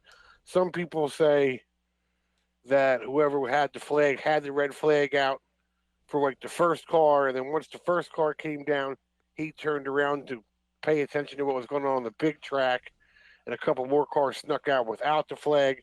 But then I heard that the guy still had the flag out, so that's kind of hearsay. I can't really have an opinion. They definitely got to get a little bit better system at that pit gate because we even had it in a factory stock race where they either sent a car out or a car ran the flag and pulled out in front of leaders, and now it happened a few times in a modified race. So that's something that has to be addressed. When we were kids, they used to shut the gate up top, remember? Right? Yeah, they used to shut the gate up top and then open it up when the car came and was allowed out. Yeah. But then remember what happened too? Cars would just hit the gate with the bumper and kick it open themselves. Yeah. And then for a while, remember, Josh, they had a regular traffic light down there. Remember, the light's still there. I don't know if it works or not, but the thing is, even I don't care what shade of green that light is. I'm still looking before I roll down. Oh, yeah, without a doubt. And maybe it's to the point where they need two people down there because, like you said, the guy had the flag out, and then he has to pay attention to what's going on the big track because he's standing right next to the big track. Maybe if they have two people there, one guy watching the cars coming onto the track, and then the other guy watching the track itself, and they work together as a team. But it's something that has to be addressed. It happened during the year, and now it's happening during our fall races here. So it's definitely something that has to be addressed, and we got to correct that over there.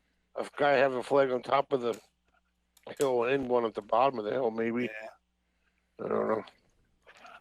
All right, like I said, it wasn't an issue that I was involved in, so I can't really say, but something. And I didn't see either, but when I went to dinner with Nancy, she said, yeah, did you see that the couple of modifieds blew through the flag and pulled out in front of the leaders when they were coming around, kind of what happened in our factory stock race a few races back? I'm like, no, I didn't see it. And now you're saying it again, so something has to be addressed and figured out before Turkey Derby. Josh, before you get to the quarter midget email that we get every week, I just want to say Wall Stadium is off this weekend. The King of Green is not this weekend, it's next weekend. The only race I know going on in our area this weekend is at New Egypt Speedway. They're having a 60-lap, 6,000 to win, 400 to start modified race. It's called the All-Star Cup. It's Saturday, October 26th at 6 p.m. That sounds like fun. I'd be Did anybody hear anything about how the motorcycle show went over there? Yeah, they had like 135 motorcycles there or something. It was a very well-attended show. Wow. Yeah. East Lane was actually there taking photos, and he had someone on his Facebook page, and there was somebody there, and they were, they're like, there's 80 motorcycles here now, and there's 90 motorcycles here, and by the end of the day, they had 133 motorcycles there or something like that. So good for them. It's another way for them to make money and yeah, if they can find a balance, between how to manage those shows or whatever, that good for them. Yeah. I'm all for it. They get a whole new group of people that come there and spend money, other than their racers that go there every weekend. It's a whole new avenue to make revenue for a track. So awesome. Yeah. A couple of things I wanted to mention is one thing I want to congratulate Eric Rudolph. He won the Dirt Northeast Championship. He also took a bad flip at a racetrack. Did you see that, Tim? No, I didn't see that one. Yeah, I did see that he did win a championship up there, but I think it was the next day or the day before he won that championship. He went for a very, very bad flip. He barreled that thing about 8 or 9 times off the racetrack, but he was okay. So, yeah, I wanted to mention, I know Tim follows Eric Rudolph and is good friends with Eric, but he did win a championship out there, but he also did have a bad flip over the weekend, too. I didn't know that. Sorry, Eric, I didn't call you after your flip, boy. I didn't know anything about it. And there's been a lot of speculation about Myrtle Beach, about the modified tours not going to Myrtle Beach. And did you see that Myrtle Beach put a press release out that they're probably not going to have the modifieds there because they're going to spend money to repave the track, because they're going to try to get a truck and Xfinity Series race there next year. Right. That's the track with the seashells, right? Yeah. They said NASCAR is actually starting to think about going back to the smaller racetracks. Yeah, so they're doing a renovation project down there to fix that place up. If NASCAR goes back there or not with the Xfinity and the trucks, it still needs it. So it's a win-win situation. You do it in hopes of getting a bigger NASCAR race, and if you don't, you had to fix the place up anyway, Right. Yeah, usually those places don't do that kind of stuff unless they've been told on them. Yeah, retold. But in another news on the modified tour, Jennerstown Speedway announced that they're going to be back on the schedule. Have you ever spotted a race at Jennerstown, Tim? Yeah, John, I think definitely in Mario's car one time. I think the last time they raced there was in 2007. Yeah, and I can't remember. I think we might have been there when Kurt reached the first year he drove for Kurt Chase. I'm not sure. And he drove for Dick Barney there, but I didn't spot we drove for Dick Barney, but I went with him. Yeah. That's a perfect modified racetrack, isn't it, Tim? Yeah, I mean, it's been a long time since I've been there, but it was a nice facility, and it's a really cool place. I'm excited to go back there. I'd rather go there than Iowa. Well, you get to do both next year. No, I think old Hot Pockets might do Iowa. Okay. You might farm that race out. You don't like corn? I might be sick that weekend. Oh, and speaking of Hot Pockets, he's a diehard Eagles fan, but I didn't see him saying much on Facebook about those Eagles after the Cowboys really whooped their ass. All right, Josh, let's hit that quarter midget email. Let's do what have we learned, and let's wrap this up. It's 10:45. Wait, you're not going to get to the important thing on here. It's below the quarter midget email. I'm not sure if it's up on your document. How about I know what the food was at Wall Stadium. All right, what was the food? Go ahead. They had cornbread over chili. Ooh. That sounded good. And oh damn, I can't remember what the second one like a was. spooky thing or something. It was like a rice ball or something like that. No, they got to have that chili bowl with a finger in it. Jack-o'-lantern stuffed peppers. Okay. Which I meant to get one, and I didn't because the last time they had stuffed peppers in there, they were excellent. And I didn't get one this time, so. Shame on you. Yeah, shame on me. I was only there from 11 o'clock to God knows when, 4 o'clock. So one quick thing before we go to the Quarter Midget email. Will anyone let Josh practice their car before Turkey Derby? Most likely not. Yeah. I know my record's not the great. Actually, my record's not horrendous. There was just one stupid bad thing. Paul Hartwig doesn't have anything down there? I don't know. I don't know. I'll have to see. But I mean, I'm even literally. Scott's got like 7 cars in his house. I'm not going to be around for the practices. I'm going to the Florida Keys. And Even my better. Locked up. Even better. We'll go down here again. I did see the NC wants to put a better security system on your place. We would have to see I around don't back. know what that's all about. She ordered all the cameras and stuff for the house. And Josh, I might need a hand with putting that stuff up. Okay. All right. I'll do the work for one practice session. Well, no, just practice session. Yeah. Remember the pin. Josh, just remember the PIN number you put in there. We'll go down there. Josh, you'd probably take out one of my cars and you'd be like, oh, my God, this is easier than I ever thought it ever was compared to what you've been driving.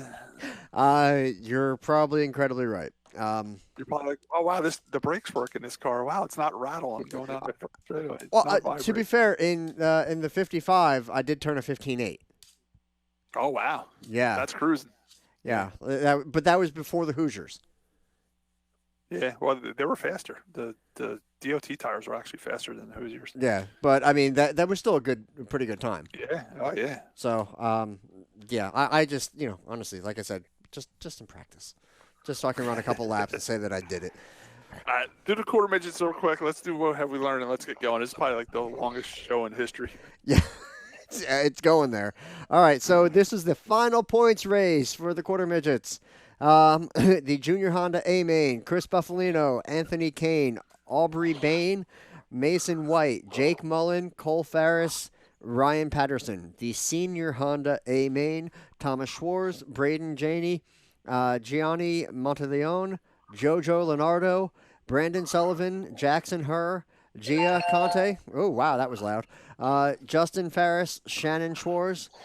The Heavy Honda A main, Ryan Boyd, Zach Leonardo, Ryan McConnell, Justin Emmons. The Light 160 A main, Jackson White, Ryan Coulthau, Jojo Leonardo, Brandon Sullivan, Thomas Schwartz, Jackson Herr, Gia Conti.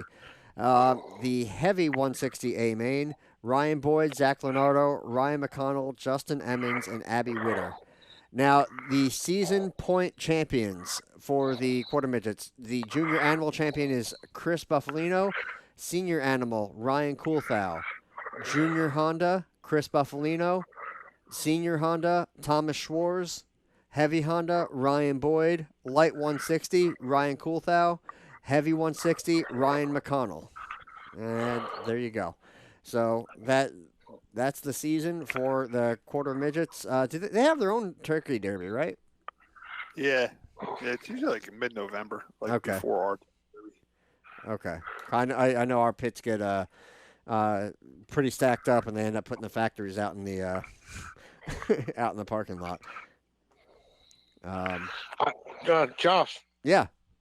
Just so you know, on this day in 1914, United States placed economic support behind aliens today. Was that was that Project Blue Book or no? That took place in the 50s. Yeah, in 1940 they started. Okay.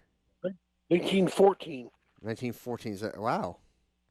Mm-mm. All right. Well, I'm going to put that into our next. I actually added a couple things to the show doc, and believe it or not, I was talking to my neighbor about some ghost stories this morning after waiting for the bus stop with the kids. Good. I know the McLarens. the two girls that race in the 4-cylinder division. Mm-hmm. They JJ Lean took a picture of them walking through the pits, and the mother posted a picture on Facebook, and she was just saying how her daughters look similar and everything. And then I looked back later, and in the comments, and she said, "Oh, do you see the orb in between them?" There was like one of those orbs in between them, and then I looked. There's like one of those orbs or whatever they call it, like, that show up in pictures every once in a while, in between them. I thought that was pretty neat. Orbs in the paranormal world aren't. They're very easily debunked for many different reasons, but some people still do swear by them. But it's one of those things. It could be dust, it could be sunlight, it could be, anything. What is an orb? Like, what do people energy? think? It's supposed to be energy. It's like a spirit or something, Yeah, or it's a particle of dust. I don't know. Or a bug. Yeah. All right. But it could be like a spirit from someone that had passed. Yes. Mm-hmm. That's the theory. But if you look on their Facebook page, there is a picture of the two girls in their fire suits walking through the pits, and there is an orb in between them. I thought that was pretty cool. I'll check it out. Might have to have them on the podcast. Go ahead. I forget what I was going to say. I was watching that Apollo 13 movie the other day. Mm-hmm. Since we're going to make this the longest show in RPM podcast history, and that movie, when they're they had problems with their capsule or whatever, and they couldn't land on the moon. But they did circle around it and then shoot back down to Earth, and they get a good look at the moon. They were circling around it, and there wasn't much to see. And it's like, see, there's nothing there. I said, well, I heard that when like Neil Armstrong and all those guys landed on the moon, they said when they were walking on the moon, that on the ridges there was people watching them. There was people watching them. There's actually footage of that. You could, I guess when they were calling back to Houston, they had a private line, and on that private line, they're like, "Houston, we're not the only ones. We're not the only ones here, Houston." And they kind of like lost that footage supposedly. Yeah, that's the Nazis, boy. Yeah, Nancy didn't believe me, but I one of the things that like Neil Armstrong said, we weren't the only ones there. There was people watching us when we were there. Not people, but something was there watching them. It's on the dark side of the moon. Yeah. Good album. All right. See, Scott's starting to believe, Josh. All right. So, what have we learned today? That picture of the McLaren girls on JJ's smug mug or whatever it's called, with that orb in between them, got me thinking about that stuff. All right. What have we learned today, Tim? I learned before the show that Pete Knowles still has good food. Thank you, Chris and Jenna, for your hospitality. Who'd you go there with? Did you bring the girls? No, Gary McGuigan. We went fishing before. Oh, okay. And then we went down. I had to drop his radio off. That's why I went there. I kept his radio from Saturday because I didn't go in the pits. I wasn't going to go in the pits with 7 pumpkins, my three daughters and my mother, and 2 baby dolls, and my chair and my radio. So a jellyfish costume. Yeah. So Chris Andretta had to wait 2 days to get his radio back. He'll learn next time to come get his own stuff because I don't walk into the pits much. So, and then I learned that Danny Bohn seems like he's pretty focused and ready to go for the race. So that's really about all I learned. Okay. I do want to say, the people in Farmingdale have taken a big hit the last week. A lot of controversy in Farmingdale. Just everybody stay calm and stay safe, and hopefully that's the end of that. So it's been a little hectic in Farmingdale the last day or two. And Manchester.